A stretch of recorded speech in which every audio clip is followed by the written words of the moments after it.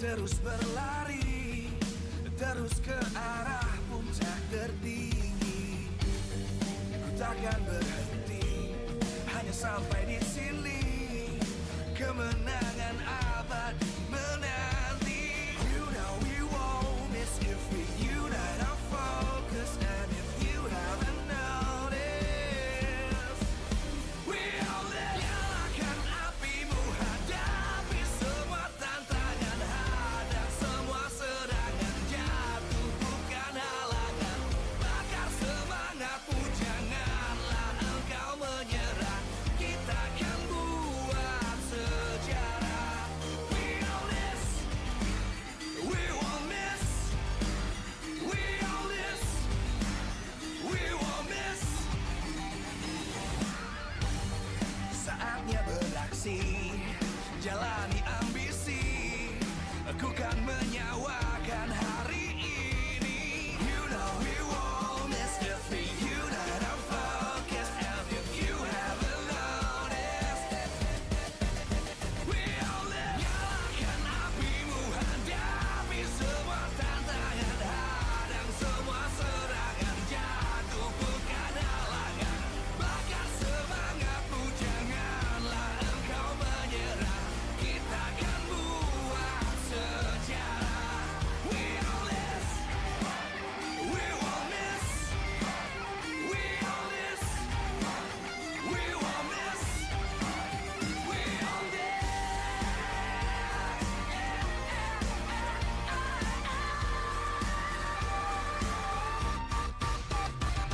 Nyalakan apimu, hadapi semua tantangan, hadang semua serangan, jatuh bukan halangan.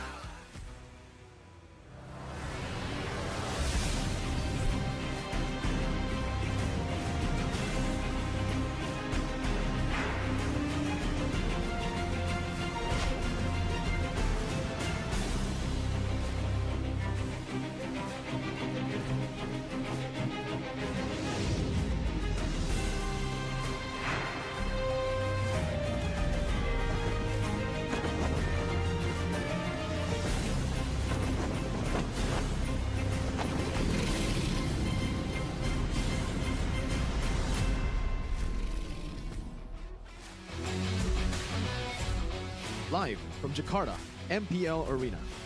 MPL Season 14 is powered by Munta. Presented by our official tournament smartphone, Samsung Galaxy. Official e-wallet, GoPay. Official destination for gaming and esports, Hidea. Official gold partner, UBS Gold. We own this.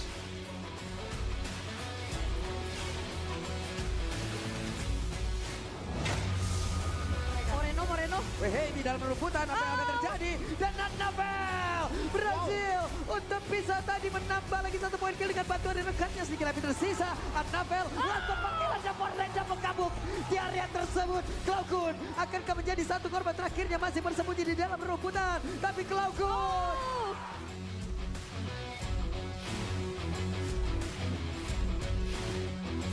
Wala. Udah mulai dikejut. Oke, Fabian yang tertangkap itu ada Fabian. Ada satu winter gun, mau tidak mau ada pertempuran tersebut, tapi malah Fabian mentok di arah dinding. Fabian gagal untuk bisa kabur, Fabian langsung dikeroyok begitu saja. Skylar pun masih free di bagian belakang untuk bisa mengatakan DP di mana sekarang harus Kibun menjadi korban di dalam pertempuran. Menyisakan 2 player saja dari tim Liquid ID.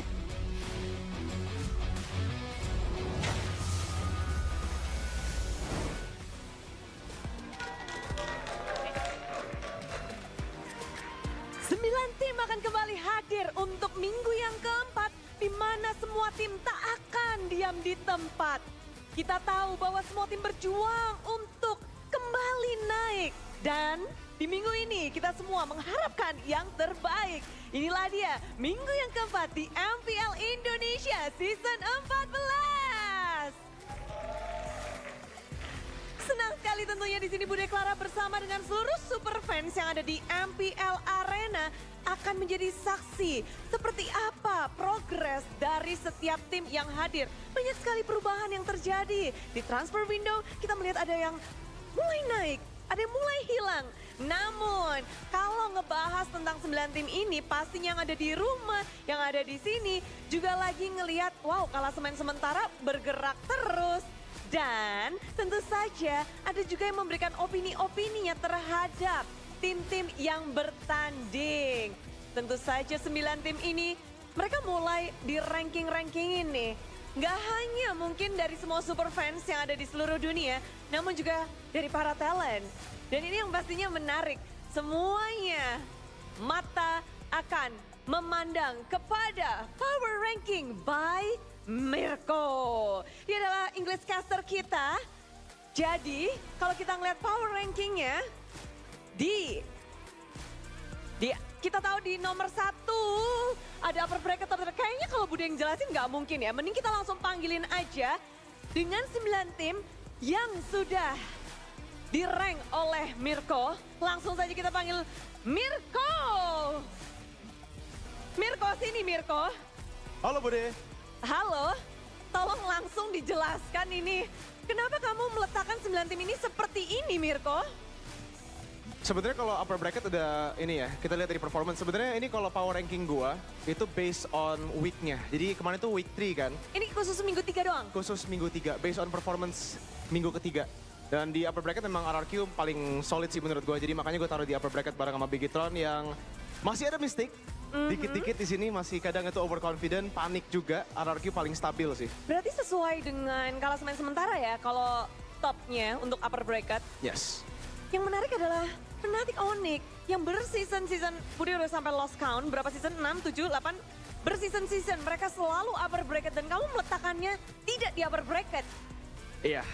Kayaknya Why? mungkin bisa sih Bude, ini season pertama di mana mereka mungkin gak di upper bracket tapi highest chance-nya masih sih. Mereka juga masih konsisten banget, cuman lagi ada perombakan roster ganti-ganti dan so far memang Fnatic Onyx mungkin bisa dibilang agak inconsistent ya. Beberapa playernya lagi underperforming dan mereka bisa balik lagi ke form sih. Karena kalau Goni di rumah fans Onyx juga, dia biasanya itu bilang regular season itu cuma eksperimen sebagai untuk Fnatic Onyx gitu loh. Oh, tapi setuju gak sih kalau regular season untuk eksperimen atau cuma untuk Fnatic Onyx aja nih? Kayaknya untuk Fnatic Onyx gak apa-apa, udah menang 4 kali kan. Jadi regular seasonnya santai aja. Tapi yang lain tuh pasti harus fokus sih. Apalagi yang RRQ, Bigitron, Geekfam yang ada chance besar upper bracket. Untuk mengejar ya, namun yang menarik adalah kamu naruh 2 tim no playoff, bahkan posisi Dewa itu berada di atas tim-tim yang ada di mid table ini loh. Iya, kan balik lagi based on performance minggu ketiga ya. Dan kelihatan sih memang mungkin untuk Dewanya menurut gue itu minggu 1, minggu 2 itu bagus banget mereka mainnya. Tapi minggu ketiga kelihatan mungkin udah mulai kebaca ya sama tim-tim. Mereka template di gameplaynya, early game centric. Dan kalau mid to late itu lebih ke 50-50. Mereka mainnya team fight gitu. Jadi banyak tim yang di atasnya itu bisa out macro lah. Seperti Liquid sama EVOS yang baru kedatangan Gold AG. Namun kalau ngebahas mungkin ini nanti kita akan menyaksikan match pembukaan. Ada Fnatic Onyx dan juga Dewa. Apa sih yang mungkin bisa membuat mereka naik nih? Sekarang kan top tier sama no playoff. Mereka kan bermain nih sesaat lagi. Apa yang bisa membuat mereka kayak mengubah pikiran Mirko? Wow, mereka bakal naik kasta nih. Mungkin dengan Res, kalau Res performance-nya bagus kali ini mungkin dengan improvement dari timnya, dari rosternya bisa bagus Fnatic Onyx. Tapi menurut gue kalau mereka menang pun gue nggak akan naikin sih kalau dari match ini ya. Meanwhile Dewa itu kalau menang pasti bakal naik sih dari mungkin mid table lagi ambil spotnya lawan Liquid sama EVOS itu. Itu kuncinya, berarti memenangkan match kuncinya. ini dengan ada player-player baru juga. Iya, Azura. Dia bagus banget sih. Menurut gue lebih bagus dari Watt. Untuk timnya ya, bukan secara individu. Sebenarnya karena timnya itu mainnya lebih ke arah XP. Jadi mereka top lane centric dan mainnya ke trio mid. Jadi butuh gold lane yang independen dan mungkin nggak begitu banyak resource yang diberikan kepada dia. Jadi so far so good sih untuk Azura. So far so good. Untuk player-player yang anyar, regenerasi ternyata membawa hal yang baik. Namun ada yang, udah ini terakhir nih ya. Di paling bawah, GOAT. Rebellion Esports. Yes. Kenapa GOAT? Budi masa nggak tahu? Rebellion ya. Yes. Kita lihat selama mereka di MPL, mereka itu nggak pernah kalah di MSC, bahkan di M-Series. Nggak pernah kalah, Bude. Mereka belum pernah ikut, Mirko. Nah itu nggak pernah kalah kan, berarti? Iya sih. Ya udah. Kalian setuju sama Mirko nggak ini? Setuju lah, setuju lah. Bude speechless sih. Kan goat gitu Oke. kan. Tapi enggak, mereka juga ada 2 player BTR, ex-BTR Bude. Jadi gua taruhnya di goat gitu kan. Mereka udah prestasi kasih piala MDL ke BTR, ada Audi, ada Mat juga. Jadi gua fans juga. Baik. Tapi tentu mengharapkan yang terbaik ya. Nggak Iya. di bawah selamanya kan. Enggak lah, season lalu juga gua taruh di bawah, mereka bisa naik kan. Jadi semoga bisa naik juga. Well Mirko, semuanya juga menantikan untuk pergerakan ini semua kamu akan lakukan terus berarti tiap minggunya ya. Iya, tiap minggu sampai akhir. Tiap minggu. Mirko ada yang mau kamu sampaikan mungkin untuk semua yang lagi nonton kamu? Have fun, dan semoga season ini bakal ada champion baru. Well, thank you Mirko. Dan selamat bertugas. Itulah dia kalau kalian penasaran lebih dalam lagi sama Mirko. Bisa ke streaming Inggris dan kalian bisa tuh bertanya-tanya di situ juga. Dan mungkin untuk di konten-konten Mirko selanjutnya kita penasaran bergerak seperti apa. Karena alasan-alasan Mirko itu kadang membuat Bude, oke. Dan semuanya tentu bisa membuat hal ini juga. Jangan lupa untuk tag-tag kita. Dan Bude berterima kasih kepada antusiasme kalian semua yang ada di sini, dukungan kalian, dan tentunya kepada para sponsor dan partner karena MPL Indonesia Season 14 powered by Moonton, presented by Official Turnamen Smartphone, Samsung Galaxy, Official e-wallet GoPay, Official Destination for Gaming and Esports Kidia, Official Gold Partner UBS Gold. Dan kita juga punya partner in esports. Ada Campina, Head and Shoulder, Ora Imo, Telkomsel, Dunia Games, dan IndiHome. Bersama dengan supplier kita, ada Erigo dan juga Saturday. Acara ini supported by PBSI. Membuka minggu yang keempat, membuat semua tim harus berprestasi dan memberikan sesuatu yang baru. Karena kita melihat bahwa semua tim benar-benar ingin naik. Dan super fans, mari kita sambut. Inilah dia match pembukaan untuk minggu yang keempat.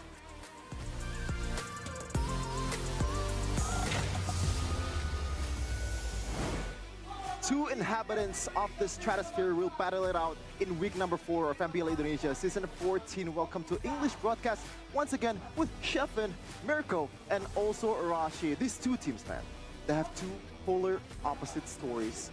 They were united. I'm not gonna snitch on the guy, Mirko, but there's a caster in the talent room that said that Dewa United had the worst roster going into Season 14. I wonder who that is. I think it was the fine man you saw on stage earlier, Shefin.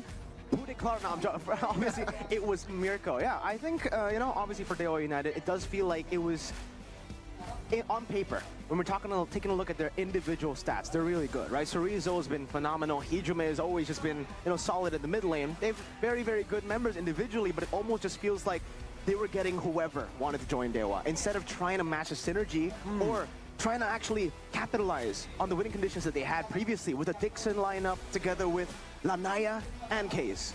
But what I really like about them is the fact that they're not really relying on Watt and also Drian anymore. As we take a look at the day's schedule first, Arasi, match of the day, Fnatic Onyx versus Dewa United, BTR versus RBL. Sheesh!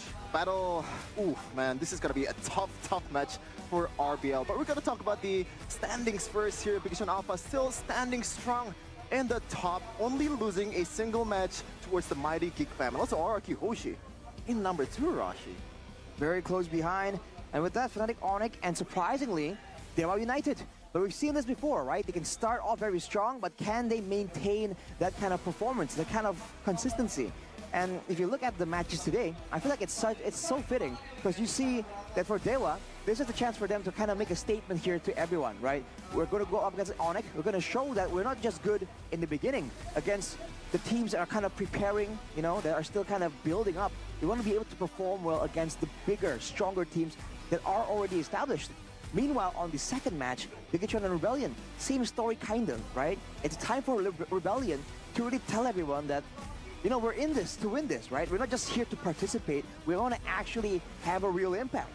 It is tough for Rebellion. And I believe there's no MPL seasons just yet where a team is eliminated from playoff contention in the first half of the season. And Rebellion, they're on their way to that. I think the last time we saw that was Season 7, Season 8. Season 8 was when Rebellion also got 0 wins, I believe. Season 7, it was Aura.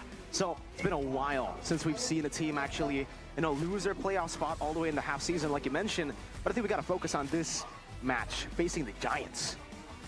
Facing the Giants, your Keyboy and Mueza are gonna go at it, and Mueza has had solid performances, but now against one of the best roamers in Indonesia, can he perform the same way? The stats so far, when it comes to the percentage, Mueza has an advantage there, but we all know how Onyx performs, right? It's not exactly, the stats are kind of deceiving, whereas for the side of Sans, Gila Sans as always, almost 85% participation. Hijime has been performing well, but can he do it against Sans? When it comes down to it, both the players from both these teams are going to be going 2v2 in the mid lane for the most part. So the rotations, the synergy between the two are going to be very important. Albert?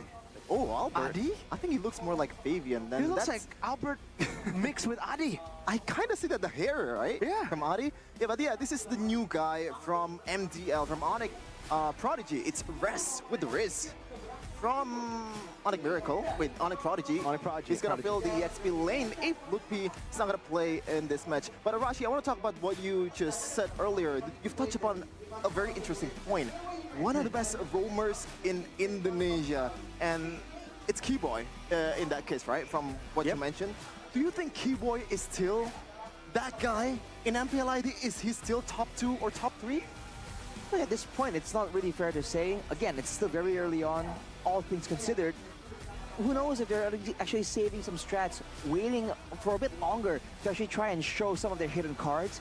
When it comes down to mechanics and experience, Keyboy is definitely up there. And even if he has kind of fallen out of the top tier standings, I feel like he's still a very real contender right here, especially for someone like Mueza, who is a lot newer if you compare him to Keyboy, right? So the statement there is still gonna ring true for Mueza, whether or not Keyboy is considered top tier or so-so. By the way, this is just a whole lot of pressure for the young Rez to be making his debut in MPL, playing alongside legends, once gods of the game. I mean, when you make a debut, your debut, for a team like Fnatic Onyx, 4P champions, you're playing with Keyboy, Sans, CW, and Kyrie in the jungle, man. Possibly Albert. Oh, that's true. Possibly Albert. All big names for sure. Looking at a bit of the highlights here for Rez, the man in question here, you can see that when it comes to the plays, right? The plays are always available, but you have to remember, these highlights are coming in from a different league, right? With a different level of competition.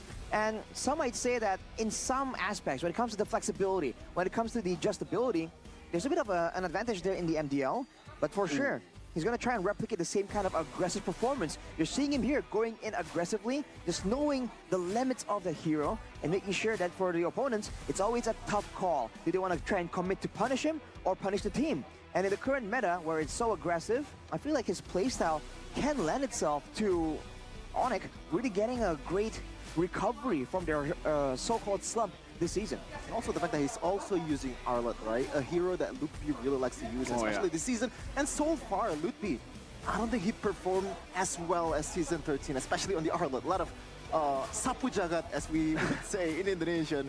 Yeah, what do you think, Mirko? It's been real unfortunate for Lutpi, man. He's literally just been the black sheep, the scapegoat. There's always going to be that guy with boots, then Lutpi, and maybe possibly this guy will replace him in a way that it could be better for Fnatic Onyx. Because I've been saying this for a long time. Fnatic Onyx, when they lost Boots, they lost a player who was selfless. They lost a player who was willing to just go 0-8, but enable for the team. Now Lutpi, he does add a new dimension to Fnatic Onyx. He can carry, but that's not what Fnatic Onyx need. If we take a look at their prime, it's always been play around the mid trio and have the side lanes as enablers. Even the pressure, right? I agree with the pressure. And even MPL also kind of agree, because there's a, thing there on the bottom of your screen. Yep. It's that air of the Sky Throne. Air of the Sky Throne. That is a huge, huge burden to bear for a rookie, man. Straight out of MDL, and you're called that by the MPL, by the community? Well, I feel like it's tough for him because now he's gonna feel the need to really live up to that nickname, right? The air of the Sky Throne. Like, wow, man. Considering how they've been performing and how everyone's really kind of jumping on the bandwagon, right? Saying that, it's time for a new champion, right? As Mirko would say. Now it's gonna be a lot more difficult for him to try and figure out what he wants to do. Does he want to just perform on an okay level, or does he want to go above and beyond and surprise everyone? Because considering the factors right here, that might not even be the best of answers, right? He might want to play a bit more chill, because like you mentioned, Mirko, sometimes you don't have to take the spotlight to really be like the star of the show. That's why I feel like this is going to be a good change for Fnatic Onyx. Maybe not at the start, remember, all right? Lukpi had a few games where he had to adapt to the team as well, and considering Rez is just making his debut, I'm not expecting Rez to come out just, you know, popping off instantly, right? Not a lot of rookies have that kind of, you know, performance in their first... I mean, Masako did. I know you're smiling. I can see that smile. I can see that smirk. Some of the rookies do just perform out of their minds in their first season when they make their debut, but not all of them. Lukpi is a great example of that. Yeah, but we're gonna see the lineup for both of these teams. Dewa United bringing out Case on the mid lane instead of Hejime. It's still Chorizo, Ray, Mueza, and Watt on the gold lane. Whoa. Watt's making a comeback here as well, along with Kaze. We haven't seen this man in a long time, but let's see what they can do today. Dewa going back to what made them contenders in the playoffs when they debuted in MPL Indo. It's Kaze and Watt back to help Dewa reach the top. Ladies and gentlemen, it's Dewa United Esports. Team that's looking to take the skies from the rightful owner in Onyx Esports, but it is going to be tough. The experience and all of that, they're kind of lacking at it. But let's see though if that's gonna happen after the display that Onyx made in the last week. For Onyx, let's see the roster performing today. Rez is actually in the mix, but so is Albert. Okay. With Sans, Keyboy, and CW. New faces of their own. Are they trying to assert dominance? Are they trying to experiment against Dewa United? A newfound starting lineup for the Porcupines, looking to sharpen the quills once again. The Sky Kings. The throne has been shattered by many, but now it's up to the heir of the Sky Throne, and it's up to the young lord in Albert. Will they come back, or will this be their downfall? It's time for Fnatic Onyx! Looking to bounce back once again. The quills may be getting duller and duller going into season 14, but they still have the identity, that championship mentality. The 4P champion is looking to make it 5. And don't forget, behind every great team is a great mind. It helps all the way from the training, from the practice, from the drafting phase. But there are some fresh cuts shown here on stage as our Marshal Daynang brings in Coach Jeb with Adi, and of course Raizan and Belen. Let's see what they can do. What do they have in store for us? Because even looks-wise, we're seeing a bit of a surprise. I kind of see like Wolf style from Coach Jeff. I don't know. That's true, yeah, I was about to say, you know, new style for both the physical appearance, and it does seem like the roster that they decided to deploy here today seems like they are going to rely on that new style, Rez and Albert. I mean, how is that going to play out, right? The fact that not only are you swapping out Lukpi for Rez, but now you're swapping out Albert for Kyrie, when the biggest issue, I would say, for Fnatic Onyx, when they swapped out Albert, is the synergy. The team just doesn't feel like the same team when they play with Albert compared to when they play with Kyrie. And you have to remember that there's the issue still of Albert and the more passive nature he displayed when he was playing that Julian. We're used to the aggressive, the high mechanic, high skill plays coming in from Kyrie. But Albert has been playing a bit more reactive. Now with Ray in the mix, is this a newfound winning formula, or is this yet another attempt at finding one that can finally pave the way for success for Onyx in Season 14? Ray is also looking to do that as well. And I think it's one of the more overshadowed junglers in terms of attention. Ray has been performing really, really well in Season 14, winning those Retribution. But Albert, definitely a lot to prove here. Match of the day. And statistics, Arashi, look at the KDA. KD immediately sticks out, and you know that Onyx is a team that wants to play aggressive, and Dewa wants to try and match that, but the experience doesn't lie, the stats don't either. But overall, 60% win rate for both these teams, and you're seeing a bit of a similarity in the drafting phase, right? The Valentinas coming through, the Edis, the Rogers as well. It's interesting to see between the first pick and the second pick here for both teams, what kind of strategy did they want to try and do? Because I think now with a fresh new face for both teams, there's a bit more of leeway, there's a bit more mind games available to both coaches. I think so too. They were definitely going to find it a bit difficult to draft against Albert and Rez. I mean, to be fair, they should already have the data in MDL. It's not that hard to take a look at Rez, right? But I really wonder if Fnatic Onyx wants to go back to that style where they have enablers in the side lanes with Rez back in and with Albert in. It does seem like Albert definitely does better on the assassins compared to the utility jungler. So I'm expecting the Ling, the Hayabusa, these carries to pop up in the jungle. And for CW, it's probably going to be a prio pick Moscow for the weak side. It does seem like they will be picking a blue side though, by the way. That's odd for Fnatic Onyx. They always take red. Yeah, and the fact that the win rate, Arashi. Exactly. For Fnatic Onyx, this is Fnatic Onyx we're talking about, the 4-peat champion. The fact that they had 1 out of 3 wins when they're picking first is something that's very unusual to see. Even on the other side, Dewa United, direct up 2 out of 3, 67%. It's almost like right now this kind of is beneficial for Dewa United because again, both teams not really having a lot of information means that the second pick can kind of read more into it and try and figure out ways to kind of surprise the other team. So for Dewa, I feel like Coach Ryzen has a chance to try and do that. And honestly, I'm curious about their approach, right? Against Onyx, generally the early game, the high tempo execution hasn't really worked well for a lot of teams, right? With Onyx having so much more experience, so much more ways to really find success in the early game, a lot of teams kind of opt to go for that messy late game team fighting style. But maybe today, Dewa United can break that pattern. Let's see in the drafts if Fnatic Onyx even want to try to attempt that assassin route. It does seem like, in the bans at least, they've actually banned out the Fanny and the Juicin. It's instant respect from Dewa United. The chip, the Ling taken away from Mr. Albert. Okay, so a lot of mobility still the name of the game in Season 14. And Chip, I feel like it's still 100% banned right until this point. Never see the light of day this hero, so you can expect some adjustment that Moonton is going to make this hero a bit more playable in a sense, quote unquote, in pro scene as Coach banning out the Harith very early. First base. And in response to that, the Roger as well. So Dewa not willing to give Fnatic Onyx that Roger, giving them the flash potential and also the strong gold lane potentially. Now for Onyx, what is it, man? Is it going to be the mid lane? The Zask has been very, very popular. But again, with new faces, maybe they want to go for something a bit different. It's going to be the Hayabusa immediately for Fnatic Onyx. Very well-known Hayabusa in MPL Indonesia. Even when he's playing in RRQ in the playoffs, we saw a lot of time Albert making those carry plays, the Lord steals, the solo pickoffs. Now, can they replicate it in this Fnatic Onyx group? Well, you know what that means. They'll better pick up the Terizla, take it away from Fnatic Onyx. They decide to go for the Edith and the Zask. So Fnatic Onyx have a chance to actually just go for Terizla.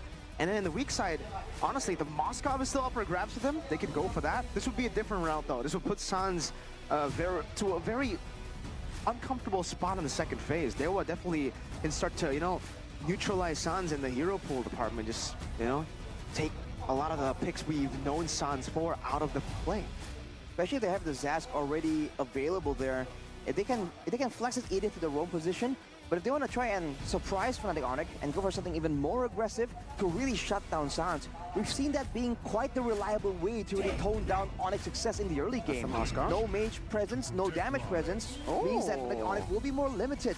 But now with the Hylas picked up, now there's a flex potential there. The weak side though, with the Moskov, CW is no stranger to that kind of situation.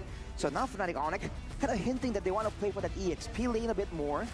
And with the Hylas, it can still be flexed to the EXP lane. You have to wonder what the idea is. How do they want to try and rotate around and enable this Hayabusa at the same time?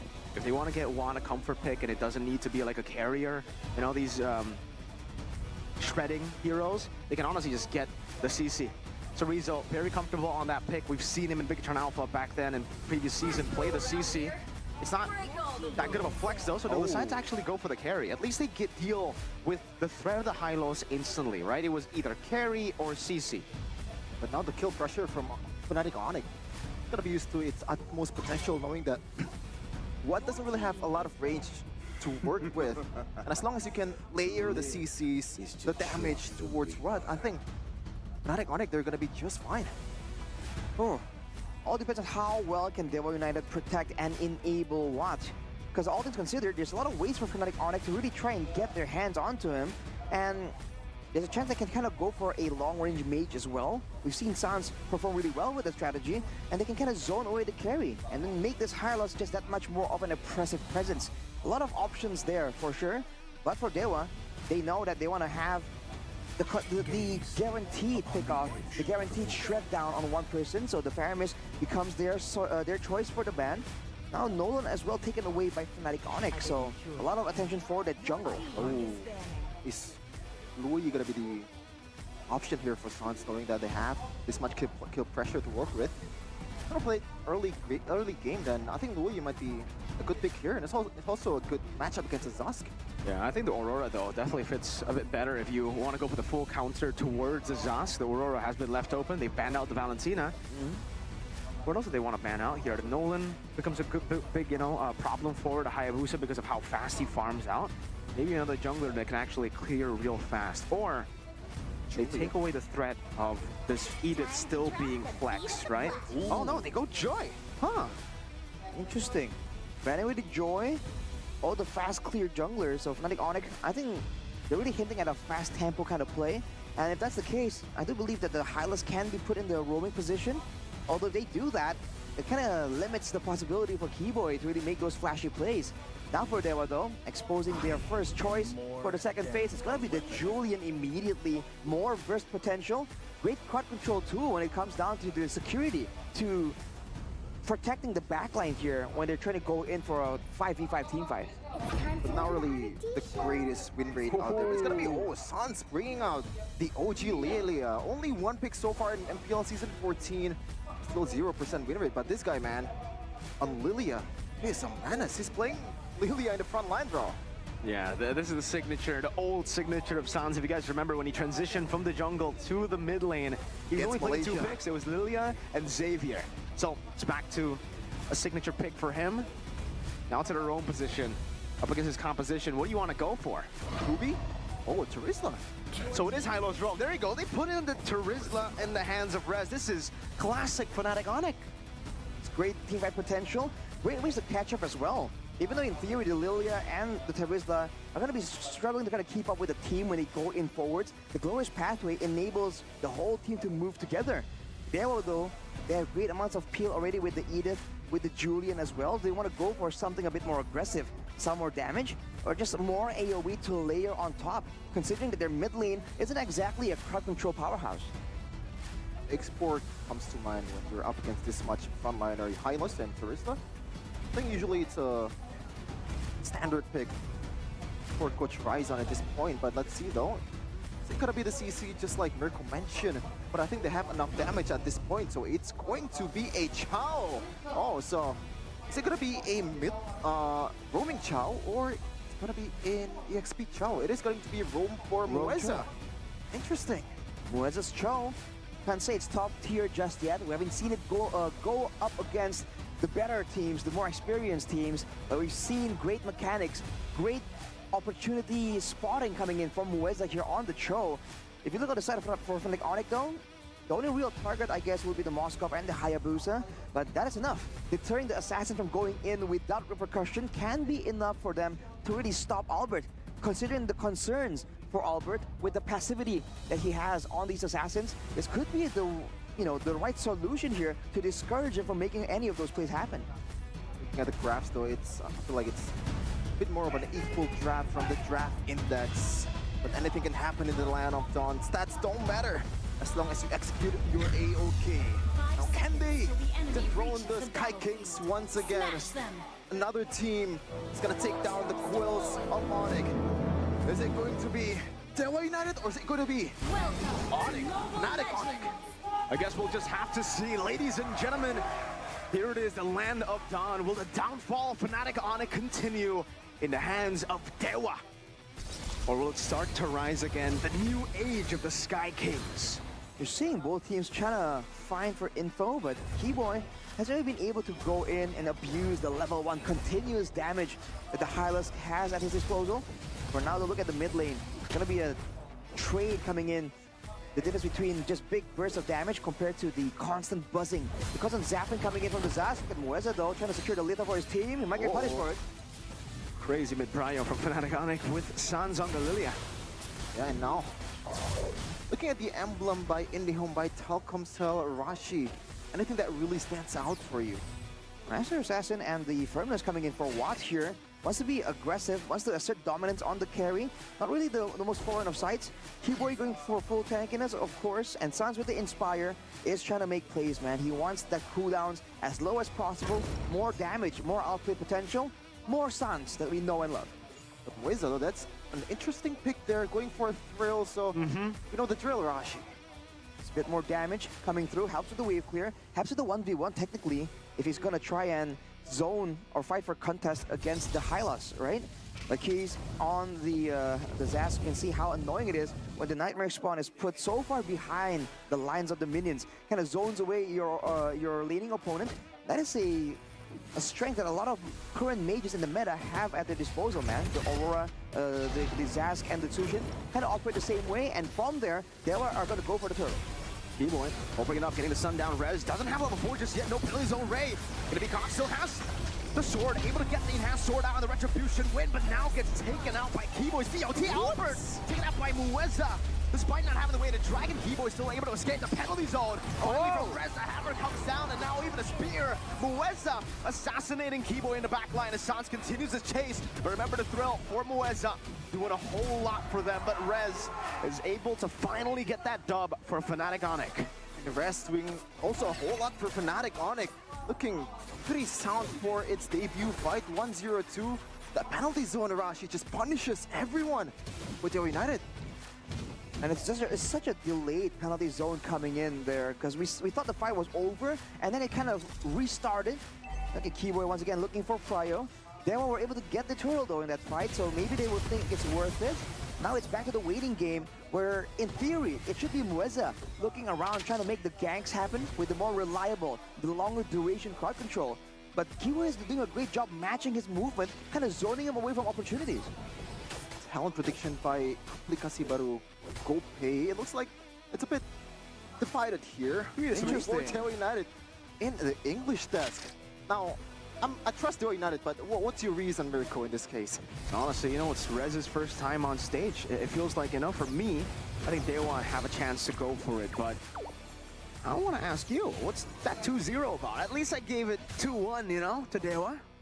Well, Onyx right now, they're not really in the best of position. I feel like it's going to be hard for them to bounce back, especially with a new rookie, just pretty much the same reason as you. Looking at this, ooh, CW, fancy feet. Oof. Big movements from CW. The Purify was still available. And from Mueza, the Purify on CW and Sans definitely makes Albert the main target. But look at this. River Shatter, the Quad Shadow connected in the back. He's forced to use a Dominator's Ascent. Mueza, no way the Dragon committed just yet, just with the Kundo. Keyboy taking low, the Dominator's Ascent just chunking them. Great setup for Dewa as they look towards the neutral objective. Already an advantage for DO United, but Fnatic Onyx Rez already making an intelligent play here, dragging the turtle towards the side of Fnatic Onyx, so it can play out better for them. Sans just zoning everyone away. Putting the blooms down, actually great setup, Albert. No level 4 just yet, Mueza gonna be caught in the shadow kill. And now on the turtle, Ray jumps in, trying to go for the Rex, the Albert wins it out, Mueza. Oh! Kundo into the shot, post spear destruction! Sans gets the glooms, picks up the kill, Cerezo forced to onward, backward. Great plays from Onyx there. The poke coming through, the AoE just winning them the fight overall. Of course, getting the turtle there, that's unfortunate for Dewa. They sent Mueza in to try and zone away Albert, but with the shadow kill, that is why the Hayabusa is just so much more difficult to try and zone out in the current meta. Here's a game fact though by our new application Gope. Yep, throughout Rez's journey in MPL IB, he has 67% win rate from a total of 9 picks on Charizla, so it's pretty sound. Meanwhile though, Good kick, Keyboy pops into Glorious Pathway, unable to survive right now as a shadow kill. Won't be used up just yet, just the Quad Shadow Albert. Jumping in the back, now back and forth now with the shadow kill too. No Quad Shadow Albert, can he survive? Gets knocked out by the chain, and Watt picks him up now. Whoa. Penalty zone in the flicker, Ray gonna be caught still though. Rez, does he have enough damage? He tries to go for Watt. A bit too greedy from the rookie. Rez punished by Ray. Spear destruction. I don't think CW will be taking that one though. and also a bit greedy from the whole team overall. Sans with a very uncharacteristic. Meanwhile, Cerezo is punishing them in the mid lane. Sans had the black shoes, Arashi, and he didn't manage to pop it in time. I mean, for Fnatic Onyx, they're really trying to go for a decisive fight right there. But you have to remember, when it comes to the fighters, the cross control tools available, Devil United has so much more at their disposal. The fact that Res came in with a flicker even with the penalty zone to try and really capitalize, to try and save that fight somehow, and yet he was still going for 2 kills instead of 1. I feel that was a bit too greedy there to try and go for Ray and Watt at the same time. Definitely a mistake he won't be making too often again. Looking at the difference here in item builds, considering that the gold difference has shrunk, Thunderbelt for Chorizo means that he has a lot more respectable damage. When it comes down to the gold laners though, CW actually having an item advantage technically if you compare him to Watt. Terizla though, Rez actually opting to go for the War Axe first, not the Queen's Wings, despite already having troubles. He's got the Festival of Blood as well, so maybe he requires a bit more to make it substantial. Where's it though? Zoning Keyboy away, but Chorizo. No, Rez gonna be kicked back by the way. The Dragon, great setup earlier. That War Axe not helping him just yet. Dewa United now on the turtle, Watt clearing out the mid lane, getting so much prio. It should be free for Dewa. Oh, Moeza just with the zone. Sans having to rely on that choke point to disengage. CW on the weak side though, as usual, farming. Clean one from Dewa United. They took everything from Onyx, but right now, What a combo! The Young Lord stood no chance against Chorizo and his robot antics. You thought Chorizo and Ray were trying to rotate to try and stop CW, to try and punish, but they wait there for Albert. That's a great read on the movement coming through. Now with this pressure, immediately moving towards the orange side. Hans though. Ooh. Dunto, Mueza still flickering out, baits them in. Oh, Spear Destruction, Mueza playing with the pixels in this game. oh man, just almost the margin of error in this game. And Dewa United right now, 1K gold lead so far against Fnatic Onyx Arashi. Slowly but surely, Dewa United are getting pressure. There is a lot of wave here available for Fnatic Onyx, so the defend game is going to be still quite reliable later on. With no real long distance high ground, Dewa are going to struggle to try and crack open this base. So Fnatic Onyx definitely can stage some kind of comeback. They have great teamfight initiate tools as well. And of course, with CW being on the weak side, being on the Moscow with great global presence, he's definitely keeping up on farm. And looking at the items, he's still keeping up in gold with Watt as well. So don't count them out just yet. With the 3-item power spike completed, this Moscow definitely has damage to throw around. For sure. He already built that tough goods, a very important item against a Chow, against an Edith. So you can kind of dodge away some of the CCs that they're gonna make. But right now, Fnatic Onyx, I feel like with Keyboy on the Hylos, there's not much engages that they're gonna make. Oh! Two-man Earth Shadow created with the Dragon on Keyboy. Watt unable to disrupt enough damage, and that's Shane coming down as Rez is able to disengage with the team with the penalty zone. Keyboy's still very, very low. Pops in to conceal, the glowing wand burning him down, but it'll end up being 1-0. It's unfortunate for Dewa there. There were low HP bars available for Fnatic Onyx, but they're unable to really find the one target to really burst down immediately. Whereas for Fnatic Onyx, they're just able to find the more reliable play because Mueza is just diving in so deep here in these fights to really find that extra bit of pick. Litho will fall into the hands of Dewa though, so Keyboy will be trying to make something happen. Look at Keys though. Whoa, good flick around. Throws it over to Watt, says, hey, take this damage from me, and he gets out. CW though, as usual, in the weak side. Just clearing the turret, now tier 2, he's on it. He's through the Spear of Destruction, it cancelled the recall earlier. Another free objective for Calvin Winata. Play with the macros, something that Fnatic Onyx is known for in Indonesia over the past few seasons. That is why they were the 4P champions. But right now, what can they do? Dewa United might be this one. CW, whoa! Mueza, what a read! CW gets a pin down though with the Spear of Misery, jumps back away with a Mistwalker. Watt walking forward. CW tries to go over the 2v1 play, but it doesn't work out. Two members down though in the bottom lane. They're gonna be forced to recall. Great dishes out some damage, puts down the chain. Rez caught on the damage descent, forced to use the DPC Chorizo in the midst of it all, deals so much damage with a Primal Wrath 2. Dewa wins out in the fight. The Lord, though, goes to the hands of Fnatic Onyx, but look at Rain. Still has that red tree. Albert on the high end. No purple buff for him. Oh man, Fnatic Onyx, they got the Lord, but at what cost? Everyone is dying left and right for them. They still have the waves available for use, but with 3 members down, actually CW already back up. Dewa can try and clear this Lord very early on, but they have to be careful of Fnatic Onyx response. Mueza waiting for a chance to try and go for a trap, going for Sans. Ooh. Forces out the black shoes. He's not gonna risk that one. Yeah, he doesn't have Purify. Not right now. Dewa are gonna try and clear the waves for a bit. Fnatic Onyx still have the top wave to play around with, and CW, of course, with the Spear of Destruction, can still make the split push play once more. It's a great play by Dewa to get the 3 kills, kind of stop Fnatic Onyx from capitalizing on that Lord play. All things considered, though, it's still a very, very close game. Yep. Also considering that the audience prediction is definitely favoring Fnatic Onyx 78-22. So people still do believe that this downfall of Onyx seems like a bit more of a temporary thing than something that's set in stone. We're gonna see the result after this match. But right now, so far, things are not looking very good for the Porcupines. We're seeing them group around S4 here, just concerned about the pick-up potential. So Rizzo, though, gonna play, but look at Mueza.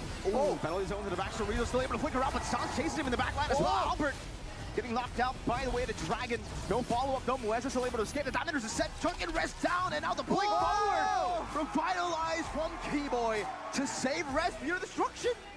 Tried to go for Mueza in the back there, but they get 1 turret, they get 1 XP lane.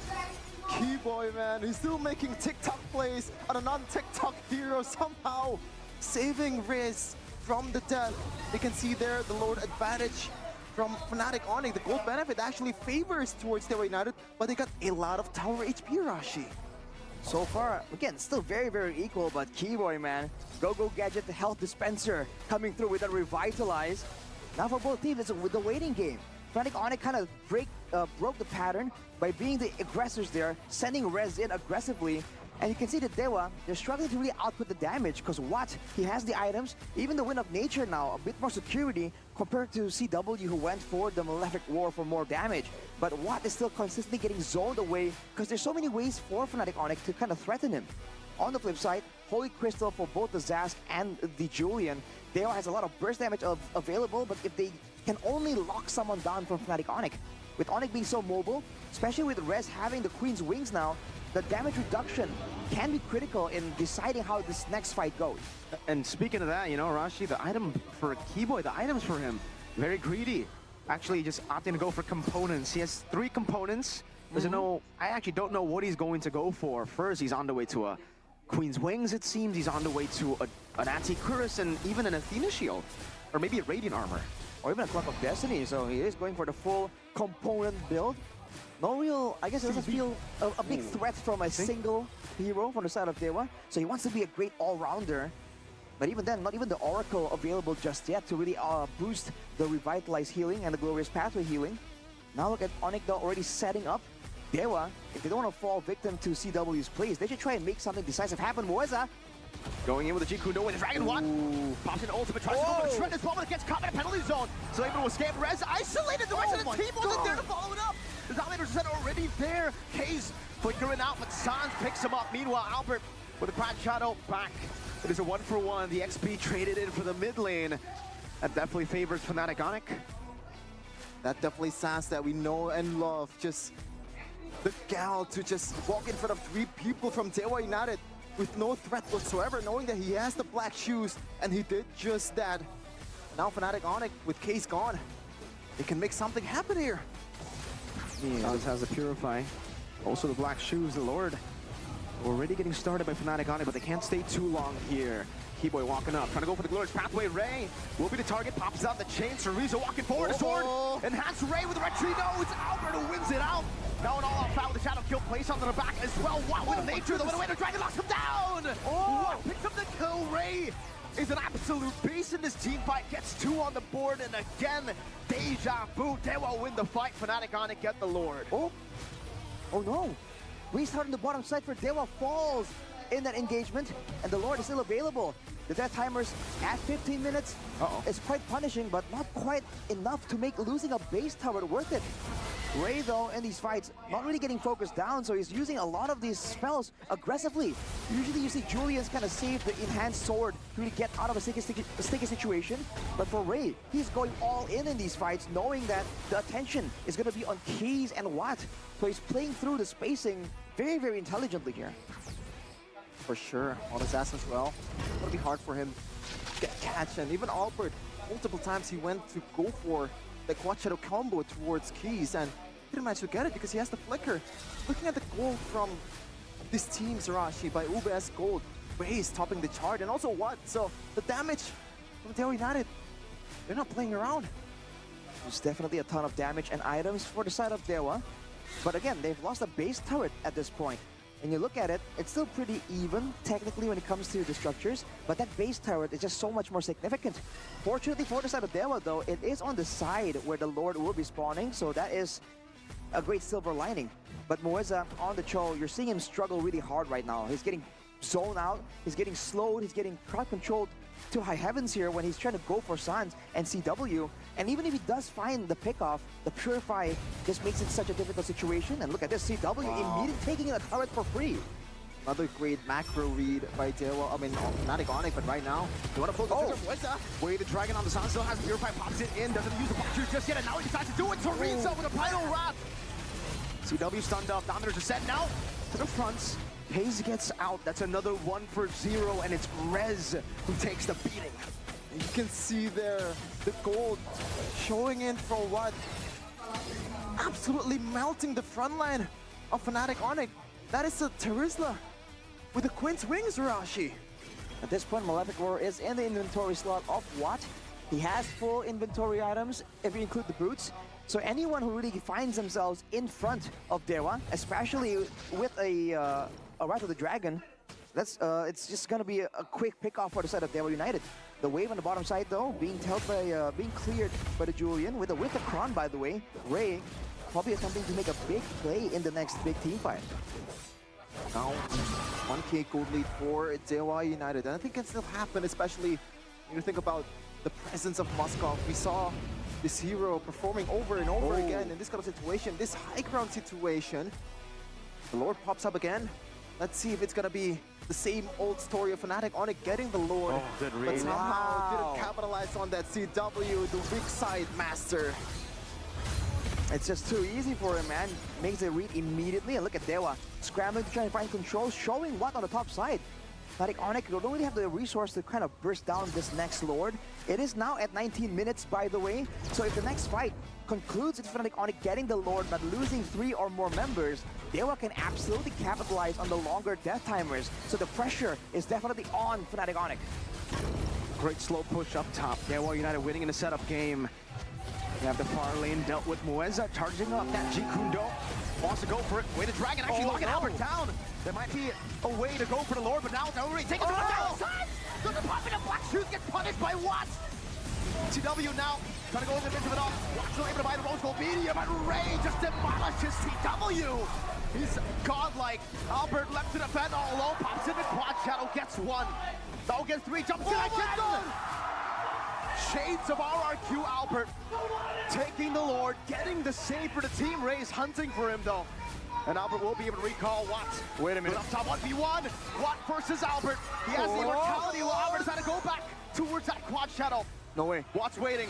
Jumps out. Gets away. Oh my god! With a flicker forward now trying to read it out. That's an immortality for an immortality with a crown. Box the quad shadow landed and Albert wins it out. Saves the game for Fnatic Onyx. The old Albert that we really love to see once again. The savior this time for Fnatic Onyx. That was pretty much a 1v4 on that situation. Somehow, some way, getting the W, getting the defense for the Porcupines. The Lord is cleared, but the waves are still available. With Watt down for 25 seconds, 1 turret will definitely fall. But Fnatic Onyx, can they find more? Sans walking up, having the Purify, having the black shoes. They want to get something else, man. Good pathway down. There is no Watt to be seen. Rez! Penalty zone to 3 members. That's what crown used by Ray. Buys the immortality. Moez able to take it down. The shadow kills Ray. Goes in with the enhanced sword. Immortality down. What is he going to buy? Nothing. Cerezo buys the immortality. Goes in the primal wrath case. And Cerezo keeping this game alive for Daewoo. Watt respawns back in the game. And now we are back to 50-50. It is square one indeed. Gold lead doesn't matter at this point. 21 minutes, Hasselab and Ray. Interesting item there, Rashi. Concentrated energy probably to enhance his durability in this kind of situation, knowing that he's gonna be the prime target too for Fnatic Onic. Especially when the fights kind of get drawn out like that. He wants to be able to stay in the front a bit more reliably, man. He dove in straight in the middle there to really go for the clear, to go for the threaten. Now in the 50-50 though, you can see that Watt is just so much more impactful compared to CW. The fact that he can last for only so long against the true damage, against the max HP damage, that's why it was a great call by Rez there to just jump in towards the backline. He knows that the carry isn't available, so who exactly is supposed to take down this Terizla with the Queen's Wings? It can't be the Zask. Now it's back to the waiting game with 30 seconds to go. Both teams are going to be competing to try and get a setup advantage. But with 2 base turrets down, Fnatic Onic will have to try and use this to their maximum advantage. Damage-wise, though, take a look at Suns, right? Being all the way #1, but then followed by 3 Dewa members. And then you see Albert, and CW is below Chorizo. Chorizo on the Edith, it's not just a tank, man. The Primal Wrath form, the fact that he is so free to try and make plays, because again, you're focusing on the carry, you're focusing on the Julian. The Edith in the Primal Wrath form for Chorizo has been outputting an insane amount of damage again and again, and he has the Starlium and Thunderbelt for the next fight, so the burst is something that Fnatic Onic need to kind of consider here. Might be a bit more than they expect, but look at the plays here for Fnatic Onic. Immediately putting Keyboy and on bodyguard duty for CW, but Dewa sending everyone down to the Lord. Do they want to try and gamble and burst it down? Yep. Started out. They have a carry. They can't do it. They have all the burst that they need for Moisa to pull pretty much the trigger on towards the front line of Fnatic Onic. Moisa so far in this game, he has been a bit indecisive with his engages, as the long lane will be pushed by Watt. It's a 1v1 in the top lane, but let's see though. Will Fnatic Onic wants to blitz this one? We see the pattern. Whoever holds on to the Lord too long gets chunked by the Lord. Ray is in prime position. Albert reads it out. Jumps on the Ray now with bot shadow as well. Ray unable to find a Jade right now. Palpatine has sword over the Sans, gets stunned up, and he might just be taken out. With a crown by Ray. Rose goes medium doom and won't save him. Meanwhile, up top, Mueza looking for the play as well. CW taken out. That is a jungle. No, CW buys it with a crown. He's actually buying so much time. What? Gets him down. No! Reset the Lord! Oh no! They tried to go for the save perhaps on CW. This hesitation might have just killed them. And Albert is very, very low. I don't think it's a good or a wise idea for Fnatic Onic to go for this one. They have enough damage to contest for this. Albert buying the Hascross, seems like. Albert, can he do it right now? It's gonna be the chain CC onto him with a Primal Wrap there. Rez secures it. Whoppers and Keyboy all alone. Mueza in the back line losing immortality. Watt gets the world all alone. Getting hammered down as Chorizo uses the Primal Wrap to try to take someone down. But Dewa could not find a trade. The retribution. The king is eliminated. Albert was eliminated from the Lord pit. But the rookie stepping up to the plate. Rez getting the Lord for Fnatic Onic. In the depth of their despair, the rookie shines the air of the Sky Throne. Like we said, is it destined at this point? Because for Dewa, Watt is done for 30 seconds. There's a massive window here for Fnatic Onic to force another catch, force another fight. You gotta be careful for the glorious pathway, man. For Keyboy, there's so many ways for them to try and make something happen. Rez also, no flicker, but the penalty zone is definitely a danger. There's only one way. First pathway down. Mueza. No escape right now. The base is wide open. CW wants to go for it. K's unable to defend. CW now dealing some damage. You're going to go for the team fight first with the penalties are locking them down. Chorizo buys the immortality, but it is too late. Fnatic Onic come back to make it 1-0. Fnatic Onic is still standing strong, saying, this is our domain, the skies is ours. Let's see though, it's a best of 3, Dewa United. A lot of potential shown in that game, but at the end of the day, Onic gets the last laugh. It was looking so close at that final fight, man. Losing CW, kind of going all in with an assassin against a Cho, against an Edith. So many ways for it to go wrong, and yet, once again, Fnatic Onic show that the odds don't matter when the Sky Kings are in town. 1-0. A way for them to bounce back from the miserable display over the past few weeks. Now you can see here the winning moment for Fnatic Onic. CW had all the minions, all the time in the world. Kind of burst down that crystal.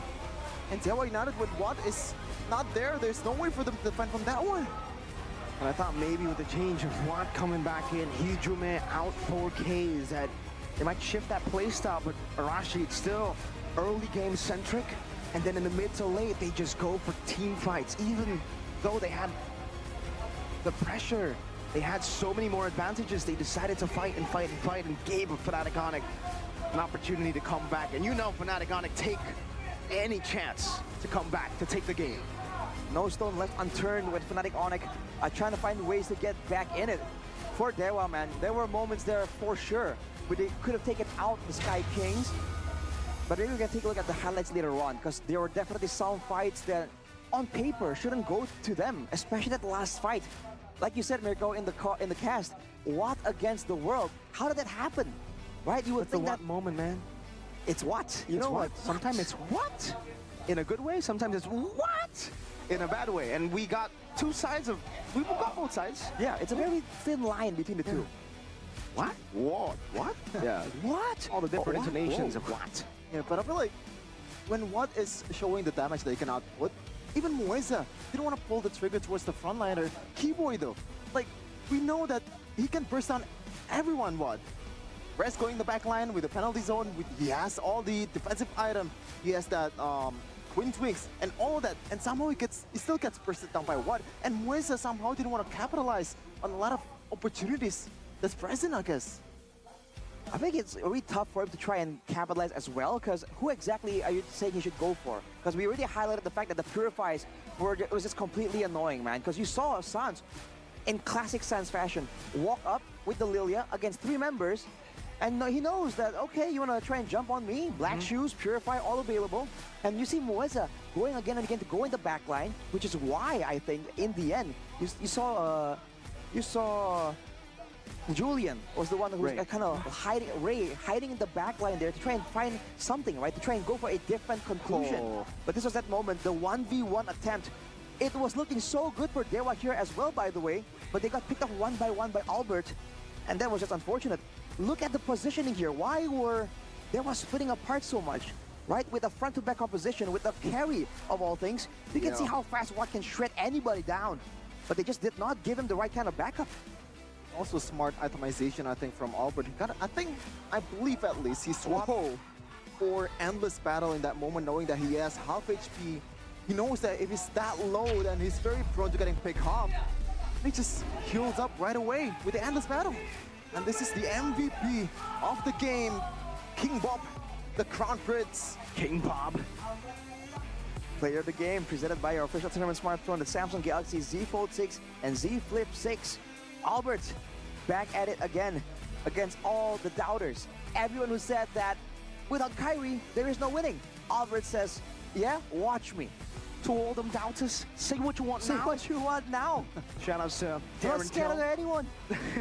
That's definitely what Albert is thinking right now. And after that win, After the 1v3, after that 1v3, man, seriously though, I feel like if we take a look at the highlight again of that moment, that 1v3, I think we will get to see that again, Arashi, hopefully.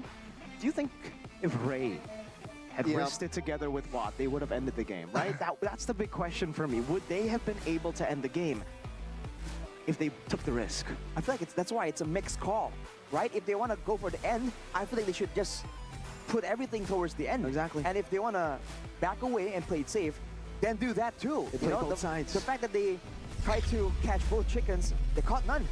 Here are the highlights that we were talking about earlier for the player of the game by our official gold partner, Uga S Gold. In the early game, you're seeing that damage potential, man, coming in. You can see Albert immediately getting zoned out. And for the side of Dewa, the sustainability, right? The Domination Descent along with the Primal Wrath. So many ways for Dewa to swing the fights in their favor.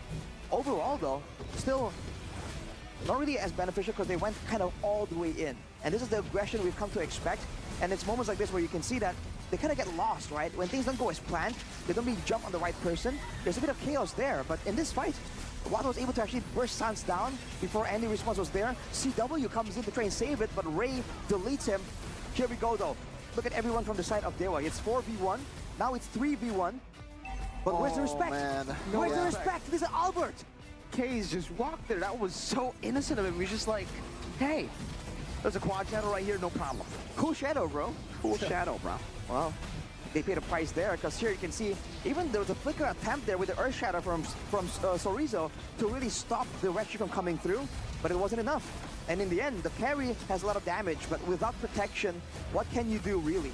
Without the high DPS of the carry in the late game, how are they supposed to clear the Lord? How are they supposed to shred down Rez and Keyboy? It's just impossible, man. Absolutely impossible. We didn't get to see the 1v3 in this highlight, but yeah, I think, you know, we made our points clear. I think if they had chosen one, it would have been much better. And if they respected the shadow just lying around there, That would you have know, been completely different, yes. There's no smoke without a fire, man. You gotta respect those signs of danger. Losing members one by one there, like you said, Mirko, one more person there to swing the fight in favor of Watt in the 1v1. One more guy to help with the pushing. And maybe this could have ended differently. But we don't do if, buts, and maybes. We only do absolutes. And right here, it's gonna be the first game for Fnatic Onyx. If you take a look at the stats, 4 Lords. This was quite the long game. And Fnatic Onyx, with a very tanky approach here against a carry, they were still able to find that winning solution. Sans back on the Lilia. Against, again, all the doubters for him as well. Everyone's saying that Sans isn't as aggressive anymore, isn't really showing off the same way he used to. Now back on the Lilia, you're seeing shades of the good old Gila Sans. There's still some fix to be done though. I think I counted 2 moments where he had the black shoes and somehow didn't pop it in time. So yeah, they're still climbing back up there for the 5th round in a row. But it is a process.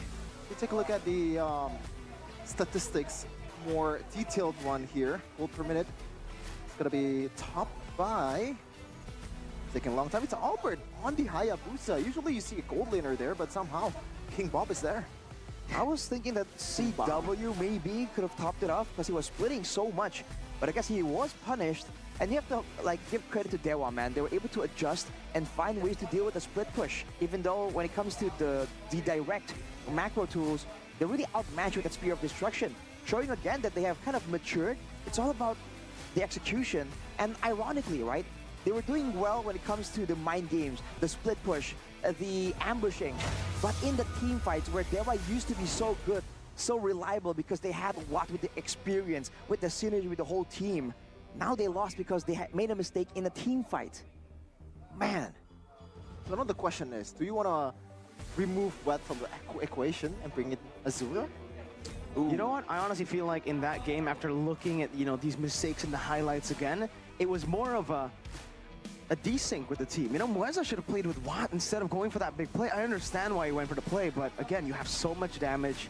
Watt in the late game, I really felt like if you play with him, you would have more success. And again, also, when he tried to go for the push up top, Ray didn't join him. So it's been unfortunate for Watt, at least in game 1, right? You know what? That's not unfortunate. No. It's head and shoulders. Oh, hey, stop stuttering. I know it's really tough. There's also a version with Tigreal on it. Exactly. And that is Eudora. The mid one. As, is it realized or Connie would say, mental flavor. Mental flavor the way. Yeah. That's the closest I've The seen guns, you. Shevin. That's the If Galaxy you're- washing machine, and then This is a someone call can to pick it up. action from Shevin because you have to bring in your washing machines, but if you can't be bothered, if Exactly. you're a weak Just take the person, easy road. you can still go with the easy, convenient, still equally amazing route with the Samsung Z series. Because you know, you gotta be the MVP of your game with the Samsung Galaxy Z Fold 6 and the Z Flip 6. We've been talking about this again and again. You have to level up your gaming experience with the Samsung Galaxy Z Fold 6 because it has a Snapdragon 8 Gen 3 processor. Right there, that's Arashi mind if we actually use it, you know, to show the people. Valued up to 2.3 million IDR, and all you need to do is check out the website samsung.com/ID or scan the barcode below if you guys want to tap back a bit. You can see that Shevin is using one of the features. You guys can take selfies with your the back camera, not the front camera. Like the front camera is non-existent. I mean, it is still there, but for Samsung Flip users, why would you even use the front cam? Exactly. Look at this. Look at. Oh my, dude. The sharpest quality. selfies, bro. You guys can probably zoom in and see the quality of that The picture. swag. Imagine if you're, hey guys, let's take a selfie. We just pop one from here. Yeah. Just like that. That's like 10,000 plus Yeah. aura. That definitely is 10,000 plus aura. I mean, look at this picture. It's so good. Nice picture. Nice picture. Yeah, it's sharp. Okay. Yeah, you don't really know that you have the great selfie games until you can take a selfie with the front cam. Back then, you have to flip your phone around and you have to risk it, right? Risk being out of the frame. But with this phone, it's a whole different story, man. And then for Dewa, it's also a whole different story. Do they want to go for the same approach? Again, with the lack of almost like communication or synergy here for Dewa, do they just want to go for something a bit more straightforward? I think the worst part is game number 1, it was very winnable for Dewa United over and over again. Fnatic Onyx were able to get the Lord, but somehow lose out on the fight really badly, and somehow they didn't manage to snowball out of that. I mean, how would you snowball? Because the goal difference was staying at about 1K max for the longest time, back and forth. I think it's more on they were able to get those really big wins. Lord for three members generally in the early Lords, and then when it comes down to it, when the Lords become, in theory, a bit less impactful because of the death timers, that one fight that really could have won them the game, they didn't come out on top on. So it's about picking your fights, right? I feel like Onyx, in a way, they might be thinking that we can get the Lord, and even if we don't really win the fight, it's fine, right? We're gonna be back, we're gonna lose 1 or 2 turrets. All things considered, it's still worth it if they're really trying to buy some time and stay in the game. Yeah, right now we're gonna see what they have on the kitchen here for both coaches, Coach Yep, also Coach Horizon. It's a Zask ban for Coach Yep after the W in the first game. Definitely a different approach here. Fnatic Onyx, first pick once again in game number 2 here. Fan Tsushin and the Zask, so no pesky mid laners desired here. Whereas for Dewa, now they're really forced to deal with the potential of the jungler. They've seen the prowess of Albert that has been neglected. That hasn't been on the spotlight for so long, but it turns out it's not going to be Albert prioritized. It's going to be CW now on a Harith without a Roger to match that laning potential. And this is going to be tough for Dewa United to respond over. Oh, the ulti take the Hayabusa, not difficult at all, and the high lows. All right, so they're going to take the opposite route. This is the same draft that Fnatic Onyx went for in game number 1. I thought for sure they would try to go for the Edith, but Fnatic Onyx also with the instant response. This was the ban that they went for after picking up the Hayabusa. They know that the Nolan can outfarm the Hayabusa, and usually what teams would do to counter the farming speed of the Nolan would be to go for the jungle, right? Help the jungle clear. It's also Keyboy on a signature Cho, or possibly Rez on a Cho in the XP. I think more so Keyboy. A whole lot of CC coming in. I mean, a whole lot of damage and also mobility from Fnatic Onyx. Do they want to respond with something that has some kind of locking ability? Always trust the Going to message be from the soul. Lunox. That is a very early Lunox. And I believe it's for the gold lane then. yeah, it is for the gold lane. A decent matchup against a Harith. But against this much damage and also CC, like, it's a bit dangerous, I gotta say. Maybe that's the Commit idea. right away. Maybe that's exactly the idea, right? Go with the Brilliance order to outplay a lot of these decisive ways Onyx has to go in for a big fight. Let's see here the history of Dewa United's mid laner. He is 9th place in MPL Indonesia Season 13.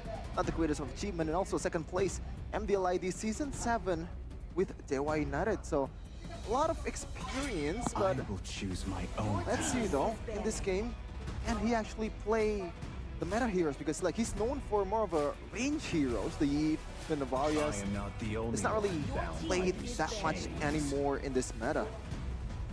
And the next sets of bans here right there, those phobias for Fnatic, so they understand that the fact that they have so many dashes, it's gonna be a lot of ways for phobias to try and be a menace, especially in the chase game with the Hylas. It's gonna be a very fast phobias, even though range is now one of the main limiters of this phobias' potential. With the Arlott ban away though, I think Dewa are still concerned about potentially being caught in a big, in a big play. They are assuming that this Cho is going to be going in the hands of Keyboy, so now they're confused on Rez, right? We've seen him perform really well on these big engagers, like the Terizla. Are Dewa going to try and deny that from him, or they're going to try and take it away from him? So far, it does look like, for Dewa United, they might want to be the ones to take the Terizla, it would definitely serve its purpose. We saw this combo just earlier from Fnatic Onic, Hayabusa, Hylos, and Terizla. Makes it really difficult for the Cho to actually decide who to go for, right? You go for the Hylos, and then a Terizla flickers penalty zones to the back. You go for the Terizla, and then there's a glorious pathway placed down with all the members following through. So Fnatic Onic, it might be on them to be the ones to ban out the Terizla. But then even for Dewa, it almost feels like this is just going to be tough. Dewa have so many different ways to go up against this comp from Fnatic Onic. I would even say if they want to go for Ruby for Mueza, it's possible, right? They go for the Valentina first though, taking it away from Mr. Sans. Case is quite adept on this Valentina. I think we've seen him on it quite a few times. The fact that Fnatic Onic banned the Kaja though, they were really concerned about that potential Divine Judgment into Chaos Order type of deal coming in from Dewa.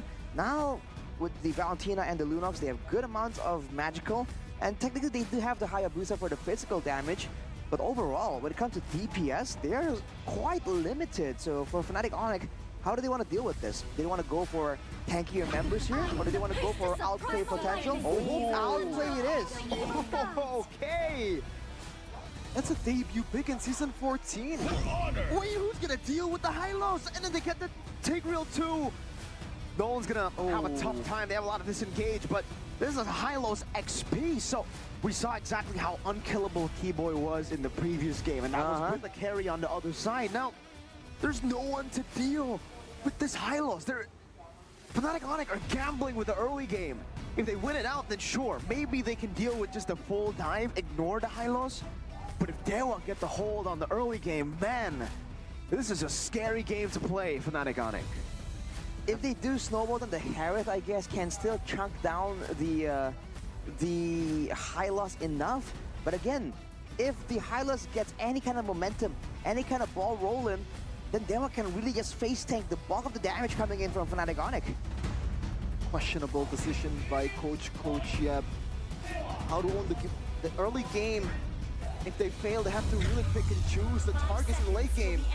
But can they do it? Can they close it out in this game number 2? It is Dewa United versus Fnatic Onic. Will Gila Sans be able to utilize the hero that once made the entire world shake? You see it, and you get scared of it. The Kadira for Sans, that is the Sans signature pick. Immediately the question becomes, who are his targets, right? Ray definitely is one of them, with being a bit more vulnerable. There is the Shadow Kill, but the well-timed Petrify can kind of make short work of him. But with 3 Purifiers on the side of Dewa, the only real person that can be targeted is Ray. I guess is Ray, unless he wants to go for Mueza. Oh, 2 Purifiers, but Sorito has the Revitalize. That in itself is an issue. Okay, a Little Wonder secured by Albert.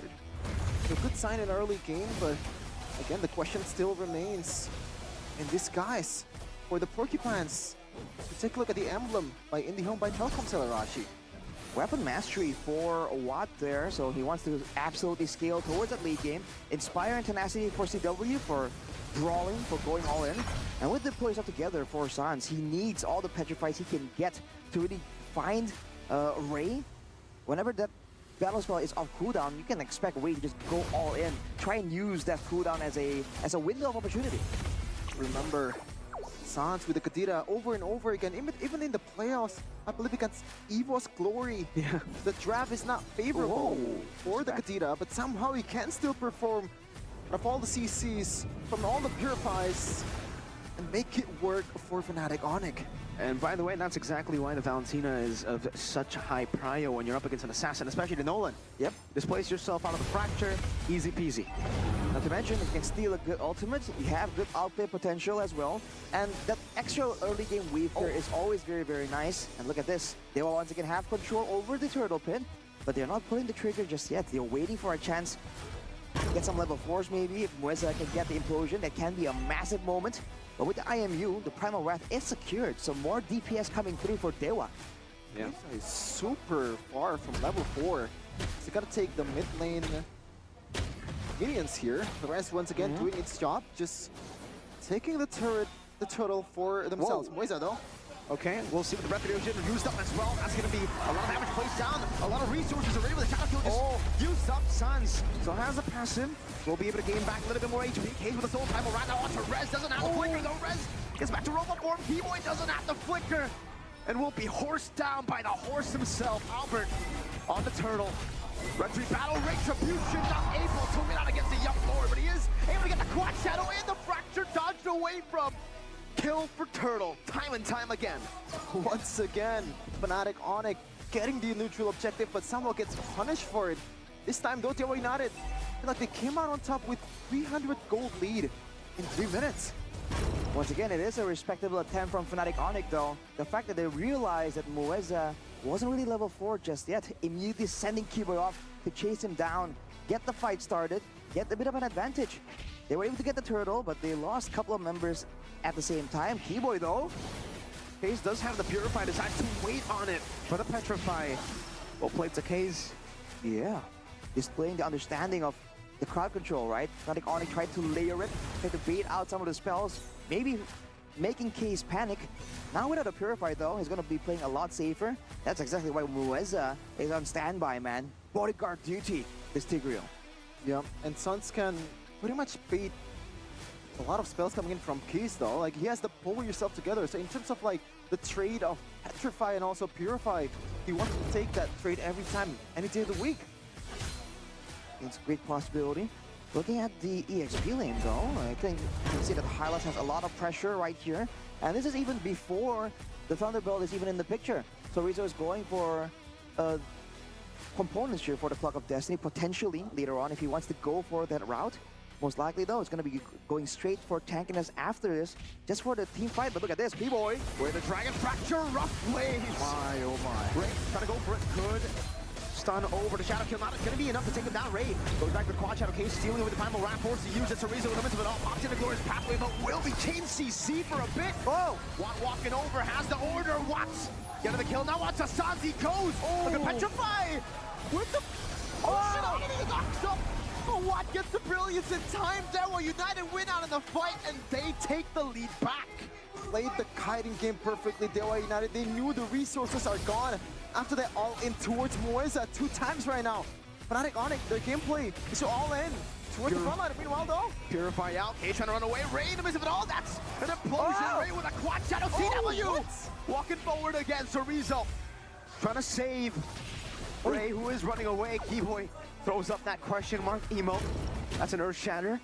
Throwing the horse up, Rizzo walking back up now onto the turtle. No Hayabusa to play with. It should be free for Albert, and he picks it up. They were almost overstayed right there. Unfortunate for them, Fnatic Onyx will get that turret, but on the top side, Watt definitely is being active, getting the first turret of the game. And for the most part, Dewa are doing a great job right here. You caught it, Mirko. Not a lot of targets available. And I said, unless they want to go for Mueza, that's like the only guaranteed target they have. They can't deny the big implosion technically, but when you use all of your tools onto the roamer, that means Watt and Keys have a lot of plays available to them, as we see Radit Overkill joining us right here. Our boy Radit Overkill. I wonder when he's going to notice. he's not making any moves right now. So it seems like he's super delayed, actually. Yeah, But shout out worry. to our good friend He will Radit notice. Overkill.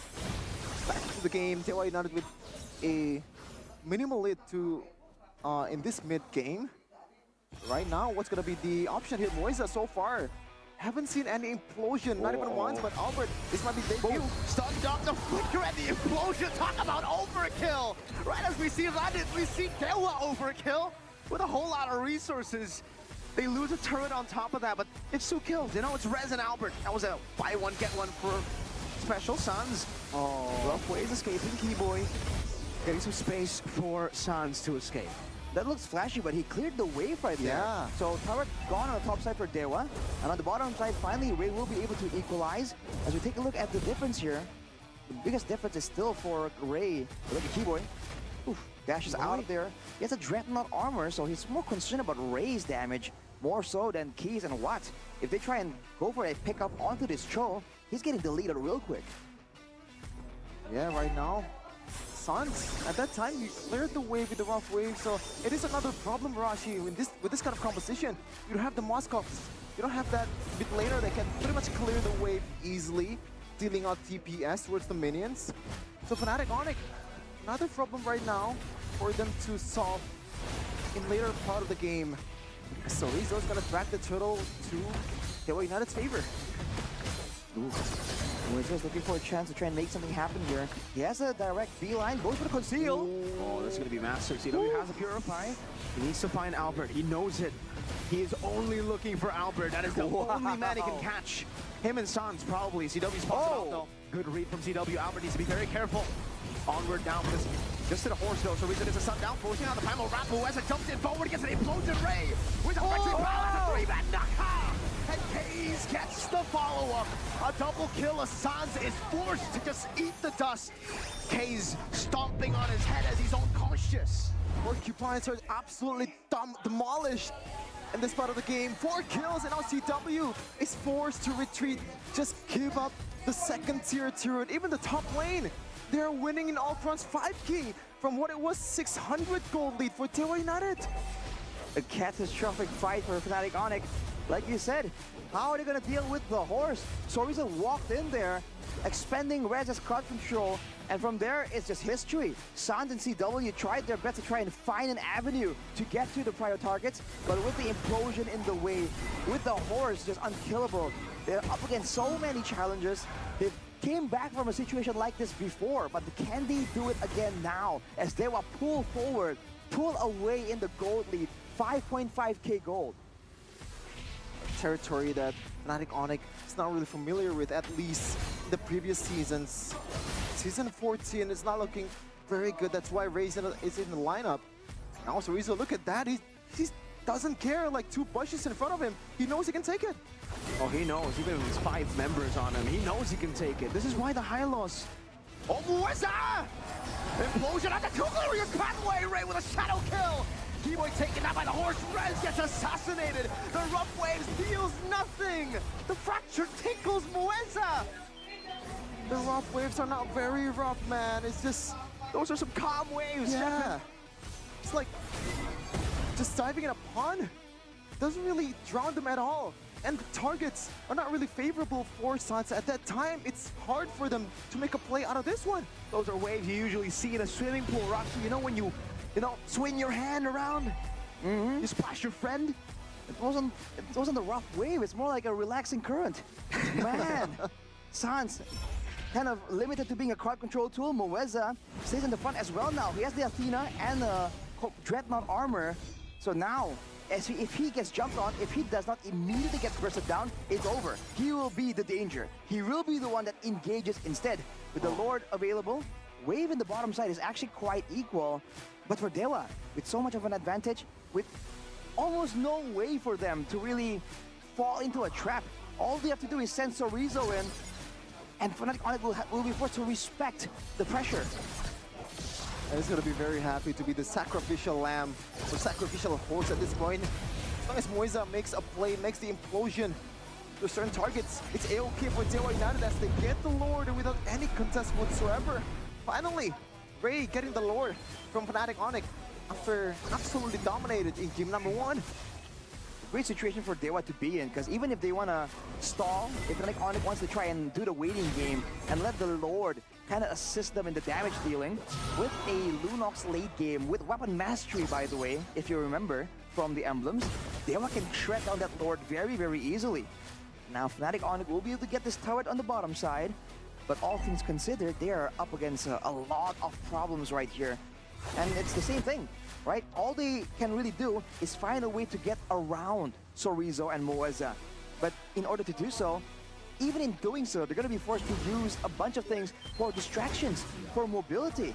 It's almost impossible to rely on it. And now with the Lord available, in a base defense scenario, can they do it? It's almost guaranteed to be a front to back. Okay, Keyboy and Sans though. 2 waves coming down, Ray. Does he read it out? Keyboy finding the way to Dragon, finding it, Ray. Wow. Gonna be caught, but the implosion saves him. Mueza with the save, now the shadow kill. Deals with them in the back, they're all gonna be zoned away. Ray picks up Albert before he gets shut down. They were found 2, now Res very low, no primal wrap. CW forced to use a Purify. Dewa Dewa United equalize here. They don't even care about Sans. Looking pretty dangerous for Fnatic Onyx. The skies are invaded by the gods. The domain that they have been dominating over the past 2 years is in trouble. Dewa United is looking to take that place from them. So difficult when you have a draft like that, man. Dewa had everything going for them. Even when they mess up, even when someone oversteps and gets punished for it, it doesn't even matter. The importance of the drafts once again highlighted here in Season 14. And Dewa, wow, they just equalize and make this back to a best of one. And look at that, a genius play by Keyboy and Sounds, countered by that perfect peel from Moisa. Knows that as long as Ray's alive, they can make something out of it. Hell, I think you can take the fight 4v5 if they want to with this kind of composition, because the draft is just that hard for Fnatic Onyx to execute. I mean, it was impossible to execute, right? Unless the gamble paid off, but that is such a risky gamble to play. That's an early game lead that you're looking for up against a Hylos that does well early too, right? I mean, oh, this is the stuff we were talking about for Alter Ego last week. We were saying stuff about Aldo and Rekt, how their drafts were horrendous last week, and we're seeing it from the cream of the crop. We expect much better from Yeb and Adi, and the gamble didn't pay off. I mean, there is that off chance of them actually just limit testing and try to see what the boys can capable of executing, but that's, I don't know if that's a delusional take. That might be a Gani take, you know? Yeah. Shout out Gani, watching back at home with copium probably. To be fair, if you talked about it's a bad draft, I mean, you can see that even the players of Onyx tried to make the best out of it, right? Exactly. They even go for they went for such a long flank right there to ensure they did get the play, and they did. That was the ideal case. They got in the back line, they found the jungler. I mean, they got the pick of attempt potential, and Moeza says, yeah, cool story, bro. And just ends everything, right? Mirko called out the Tigreal pick from a mile away, because fun fact, Mirko loves playing Tigreal against the Assassins, man. And that's exactly how he plays it. He just waits around, and he knows the Assassin comes up, it's a flicker implosion every single time. And he gets in on Kadita and Nolan. That was like a double value, right? There's no Purify on the Kadita. Once you go in, you're going to be caught in the implosion, man. You're like a submarine imploding.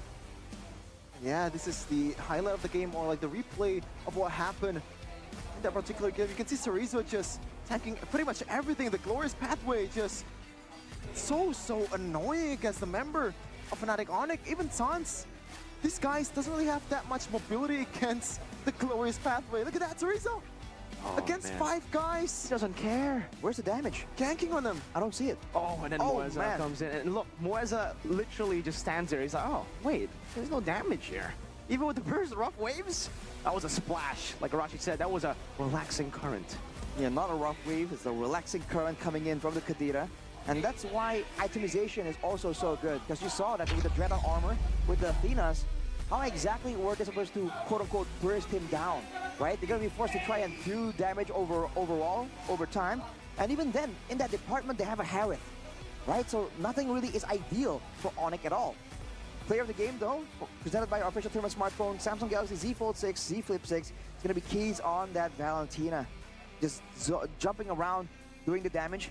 And with all the attention taken away by the Hayabusa, by the Hylas, by the Tigreal, when you're a Valentina in the situation, you have all the cards in the deck, dude. Yeah. Any ultimate you want to take, any target you want to burst down. There are some moments where he was able to use the built-in Terrify from the Valentina to try and make the play happen. You can see that for Onyx, they understand the urgency to go for early game aggression. But even here, when things were going as planned, when they were the ones executing the play, they were barely able to make it work, and they were still forced to sacrifice Keyboy in the midst of everything. And even here, Albert gets it, but at what cost, right? Ray showing again that on the Assassins, he is definitely a force to be reckoned with. And from there, the longer we go into the mid-game to late game, it's the same story, right? Onyx trying to group, trying to find a way to make a play happen. And look at Cerezo just standing there. And Moeza wasn't even hidden. He just walks in right there, slides in with the Sacred Hammer, and gets the implosion. And then K just stole the Primal Wrath. He was just zapping away. Yeah, And I'll say this earlier. even if I would argue that he used the Primal Wrath better than Edith itself. You can see here the wombo combo of that implosion and that Oh my chaos God. order from Watt. The damage is just way too much at this point of the game. And that is a snowballing Hayabusa, by the way. This is the moment where Moisa made that flicker implosion on towards Keyboy, canceling the CC. That is going to be the story of game number 2. Wait, And now trapped. did the game end with Res being 0-4 and 0? Yeah. Oh, that is some unfortunate stuff. Keyboy is 0-4-4 as well. I mean, dude, you gotta feel so sad for Fnatic Onyx there. Dewa, I don't think they use a single battle spell defensively. For the most part, everything is just used aggressively because they know that they have the cards, right? They are the ones that have to make a mistake for Fnatic Onyx to find a play that will really work. So if you look at the difference here, 8K, 12-minute game. Not a familiar sight for Fnatic Onyx, especially against a team that has been doubted. It has been considered nowhere near the top of the league. Man, Dewa United are making Fnatic Onyx struggle here for the victory. Yeah, for sure. And it seems like for the course of 2 games, the one that has a Hayabusa is going to win the game. And Ray played arguably as good as Albert in game number 1. I mean, look at the KDA. I don't think he died even Better. once. Yeah. He played it better, right? Even getting a solo kill on Albert around a turtle Oh, he too. died once. Okay. 7-1-6. Mans was everywhere. And even for Watt on the Lunox, like I said, the same idea, right? Did we see a Brilliance order forced out of him? No, he just stands there and keeps zapping out those Brilliance. balls coming Just in the from chaos. Exactly, it's full chaos coming in from the chaotic man himself too. Looking at the items this late in the game, Holy Crystal and Divine Glaive, anyone who just stands in the front gets shredded down. It's almost like Dewa really like this idea, right? That the gold lane can stand there and just delete anyone that gets locked down long enough. So it was a carry in game 1, now it's a Lunox in game 2. Man, you can really feel like right now for both these teams, it's an overall thing, right? It's the team composition together. It's not just a single hero, really changing things for the whole team. Yeah, it's just a very unfortunate and weird game for Fnatic Onyx. As you can see here, the statistics. Gonna back it up for DIY United. Ray is everywhere, getting the lords, getting the turtle, even the turret as well. And it's worse to think that even Lunox takes down 3 turrets. It's a hero that has a magical damage. Not Yeah. supposed to split push. And what did just that in that game? And you have to give credit to Bang Otot, muscle man himself, sandbag, Chorizo. best wingman. Sorry, bro. Was there any question with the Hylas walking into this burst-heavy composition? Once the Revitalize gets popped, Chorizo just takes a very relaxing bath there. Right? Sorry, Just stands bro. there, healing up like, yeah, okay, bro. I gym. Is that it? All right, Jim. Really Getting just beat walks on up like- there. I gym. It's the proper sandbag. I mean, to be fair, the job test itself is not that hard. Yeah, we're just- considering that the trap that he's facing right now. Hylos. And I can say even confidently, I could take Chorizo's place in that game. Whoa! Hey, you know what? No, like this is not me saying that I'm good. Yeah, I know. Because the game is just that easy. Yeah, the Hylos. Or For the Hylos. Hylos, that was a perfect Hylos game, right? To put it into perspective for you guys, no one could really threaten the kill on Hylos.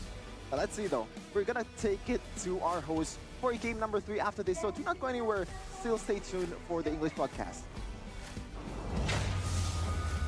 Namun, pastinya di sini kita hoki bersama karena bisa menyaksikan game yang begitu erat. Dan kalau dilihat di sini di MPL Arena, semua super fans tuh benar-benar semangat. Apalagi yang kuning-kuning bikin kita nggak bisa hening, kepengen teriak. Hai Sonic! Hai. Di sini ada Sonic dan juga ada The Sisters, Kevian dan juga Chesian. Hai. Halo Bude, Semangat untuk hari ini? semangat banget. Semangat banget. Tapi ngomong-ngomong di sini kan kalau Sonic, Budi tuh tahu banget, banyak banget activity seru. Budi dengar ada SCS, bener ya? Bener. Apa Betul tuh sekali, Bude. SCS? PKL? SCS tuh Sonic Community Series, Bude. Jadi itu aktiviti Sonic yang diselenggarakan buat mensupport teman-teman pecinta Mobile Legends nih, Bude. Jadi teman-teman bisa ngikutin turnamen Mobile Legends yang khusus diselenggarakan oleh Onyx gitu. Jadi itu turnamen untuk semuanya berarti Semua ya? kalangan bisa ikut karena kita online, Bude. Kapan tuh? Oh, itu kapan Jesse? Setiap minggu ada. Setiap minggu ada. Lalu gimana cara daftarnya? Cara daftarnya cuma sekedar join di seruannya WA-nya Onyx sih. Oh, Udah kita share semudah itu, Bude. semudah itu. Ya, betul. Tapi kalau informasi-informasi gitu kan, Bude sering lihat tuh dari semua akun sosmed, dari Gaby, Chessy, Sonic juga. Terus juga ada nih yang namanya Play with Idol. Ada. Apa tuh? Kalau misalnya play with idol itu buat para Sonic yang pengen mabah sama kita bisa join aja. Di mana aja sih? Nanti itu ada di saluran WhatsApp-nya Oni. Kalian bisa cek di Instagramnya Sonic, bakal ada infonya. Wih, bisa main sama kalian? Bisa itu setiap minggu. Aduh, gimana nih caranya? Gimana dong, pengen dong. Gimana, Pegal, gimana? Ya, aku bantu. Oke, teman-teman tinggal join aja ke Discord-nya Onyx, ke seruannya Onyx, ntar bisa kita infoin di sana. Semuanya pokoknya di situ ya? Iya, Ini- semudah itu. Ayo dong, disuruh diajakin Gaby, suruh pada join. Ini para Sonic dan semuanya nih. Boleh buat kalian semua yang pengen main bareng kita atau digendong sama kita. Boleh ngobrol-ngobrol juga yang pengen nanya-nanya ke aku, Chessy atau yang lain. Itu bisa join aja. Bisa, Chessy ada yang mau kamu sampein? Buat para Sonic, ayo join di Discord-nya Oni, kita seru-seruan bareng. Yeay! Seru-seruan pokoknya semuanya sudah di situ. Semua informasi sudah, Presiden? Presiden Sonic? Sudah kelar? Terakhir, untuk game ketiga. Kasih dong, kasih sesuatu. Ayo guys, kita pasti bisa menang. Sesimpel itu sih kita harusnya. Sesimpel itu? Apakah? Chessy, Gaby, lemparin ke Oji tuh, caster tuh. Silakan. Silakan! Silakan! Silakan!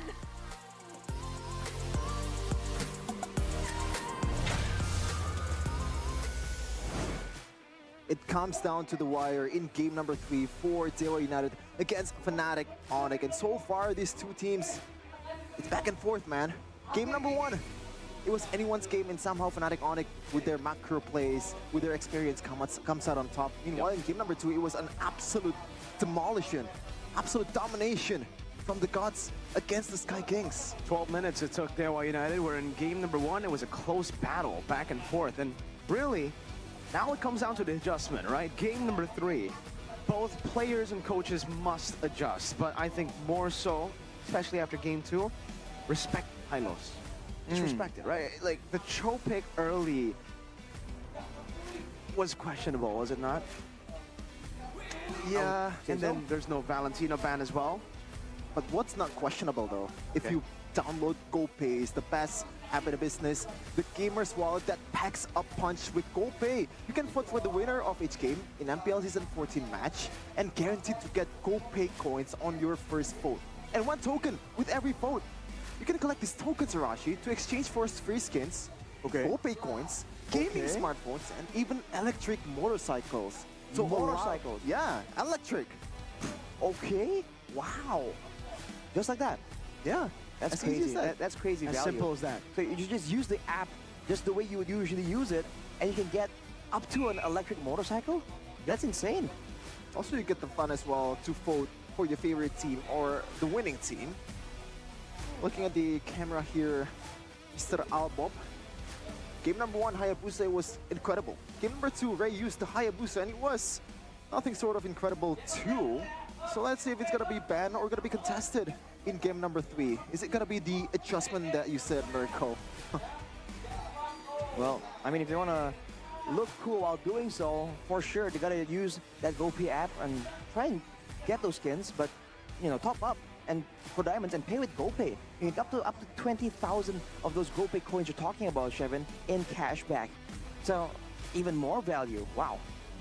Yeah, As for easy as sure. that, man. You know, you get all the cash back, so much value. You can top up with GoPay, get GoPay coins. Lutpi seems to be standing. Is he going to be swapping in? Whoa. He seems to be ready. He's making a transfer with GoPay because you can get 100 free transfers per month without any admin fees, man. He knows the value. The value, Definitely dude. does. Look at this. Keyboy knows the value too. I Wow. wonder what he's saying to the camera. He says, move the camera out away from me. Give it to Lutfi. Give it to Lutfi. And for you guys, the activity will be very, very soon. It will happen in a week every even week of MPL Indonesia Season 14, where you guys can download, register the GoPay app on your phone, then head straight to the GoPay booth at the MPL Arena. Participate in the lucky draw for a chance to win a golden ticket to play Brawl with a pro player. You guys can go and try to beat Kyrie if you want. Even I want that. Play with a pro Wow. player? Yeah.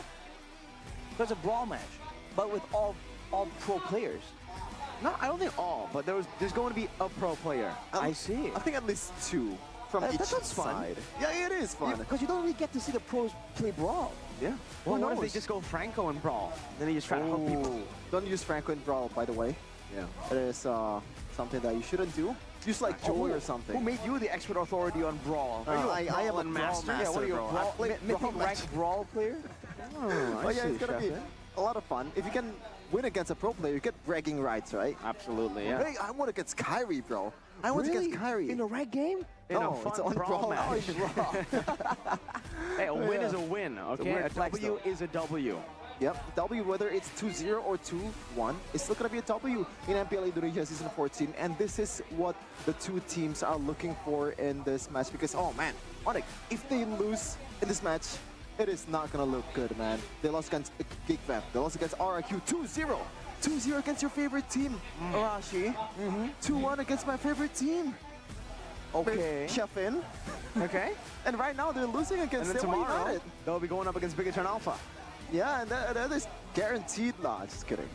Oh, what do you mean guaranteed? Nah. Wait a minute. No. Oh, Even Chefin. This Gig guy's Fam- been talking big. Even Gunny's gonna be angry. winning against Bigatron Alpha, and Gunny, shout out to you, man. Your team is not looking very good right now. Whoa, whoa, Yeah, whoa. Is it a shout out or call out? Well, for Lim Kochol, his team is doing real good, right? Dewa. Oh, He's always just been supporting Dewa from its heyday. You can even call him Bang Dewa. Bang Dewa. Interesting. Why is that the case? If you know, you know. He just likes don't that team a lot, man. Always has his full support behind them. But he always stays humble, Shevin. Unlike yourself, referring to yourself in third person. Dang. You think He's members geek of fan. Onyx speak that way? Yeah. Sans walking around like, oh, Sans wants to go out. I don't even think Gani, talks Hey, the hey. way you talk about geek. Hey, if you're on top, you get to talk, man. On top. Until- On top? Well, if you're winning. This man's straight if you're glazing. winning, if you're Man, winning. straight glazing. What's If going you're on? winning, you get All the right, right to Sheffin. talk. Let's get back into Until this you game. get humbled. But yeah, Dewa won the early game in both games. What does Fnatic Onyx need in game number 3? Do they want to just bank on that late game, knowing that Dewa United will win the early game for sure? For sure. It does seem like Dewa has had a better hold of the early game, and that is, one of their strengths. Dewa have amazing early game, and sometimes when they get the amazing early game in the mid to late, they always go for fights. Sometimes it works in their favor. A lot of times it actually works in their opponent's favor, because we saw that in game 1. They won out of the early game, and then Fnatic Onyx were able to just utilize that 50-50 team fighting that they will always like to go for mid to late to come back in the game.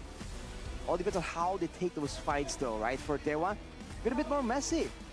And in fact, like you said, the macro has been quite improved coming in. So now it's a funny situation for Onyx to be in. If they want to try and go for a macro play, a split push, we saw that Dewa were able to actually trap CW, take him out, stall out the game.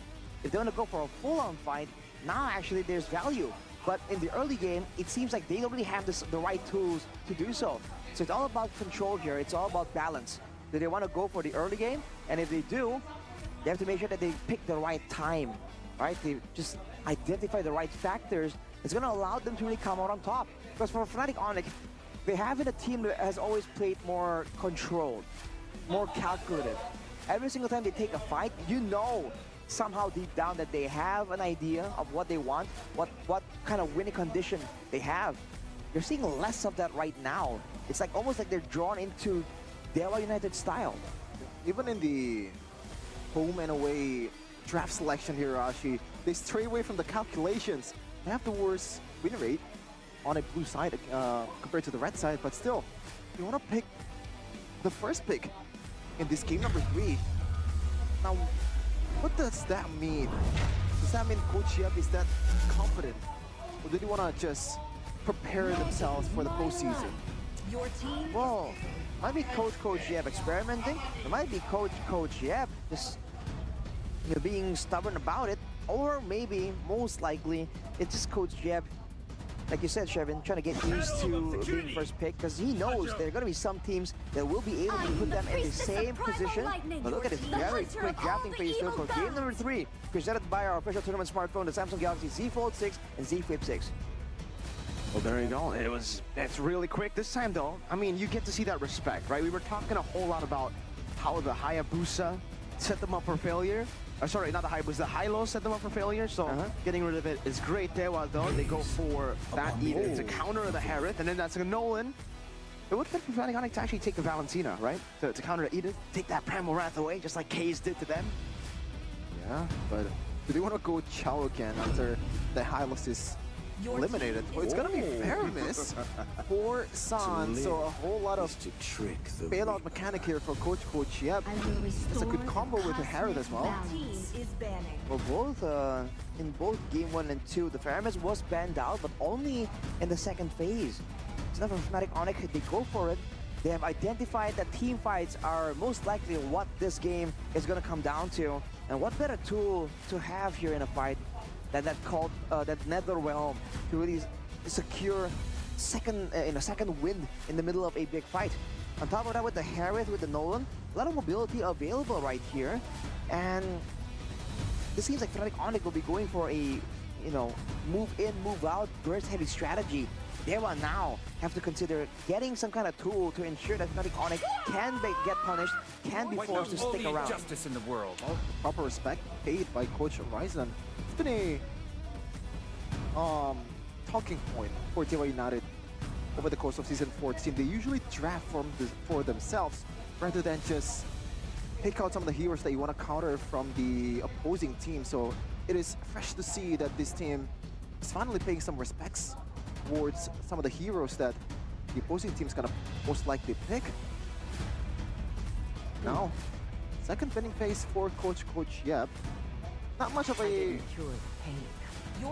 flexibility coming in from Coach Yep's draft as well. Yeah. Ban with the Valentina though, that was a pick that was very important in game number 2. Kaze was able to get the player of the game with that pick, so a lot of damage and a lot of output potential. Mirko was highlighting it earlier when we saw the assassination attempt from the Nolan.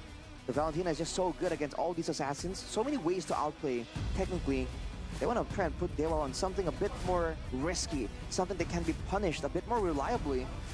And funny enough, the Zask is actually still available, but I don't know if Dewa wants to try and go for that.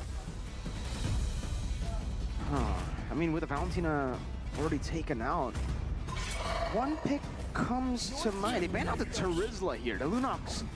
How flexible is this Lunox pick? Because I have a feeling, is it too crazy if they decide to maybe last pick a Melissa? The only one. Oh, right, because it finds a whole lot of value with the Harith there, and then up against the Faramis too, if they want to go for these clumped up team fights. How about a Ruby Gold Blade? For what? It's possible, it has potential. And that means the Lunox will be flexed over to the mid lane, and we've seen that before. Lunox with the deceptively strong early game can be used by Dewa. Now with the Arlott already picked up there for Fnatic Onyx, they have a lot of ways for Dewa to really punish the clumping of the Netherrealm. They need something else to try and equalize here. It's gonna be a Grok. Oh man, Grok EXP! So we've seen this in MPL PH. And I believe this is a debut for MPL Indonesia, back again on the EXP lane. This time for Race, the debutant for Onyx. So a whole lot of burden for this rookie.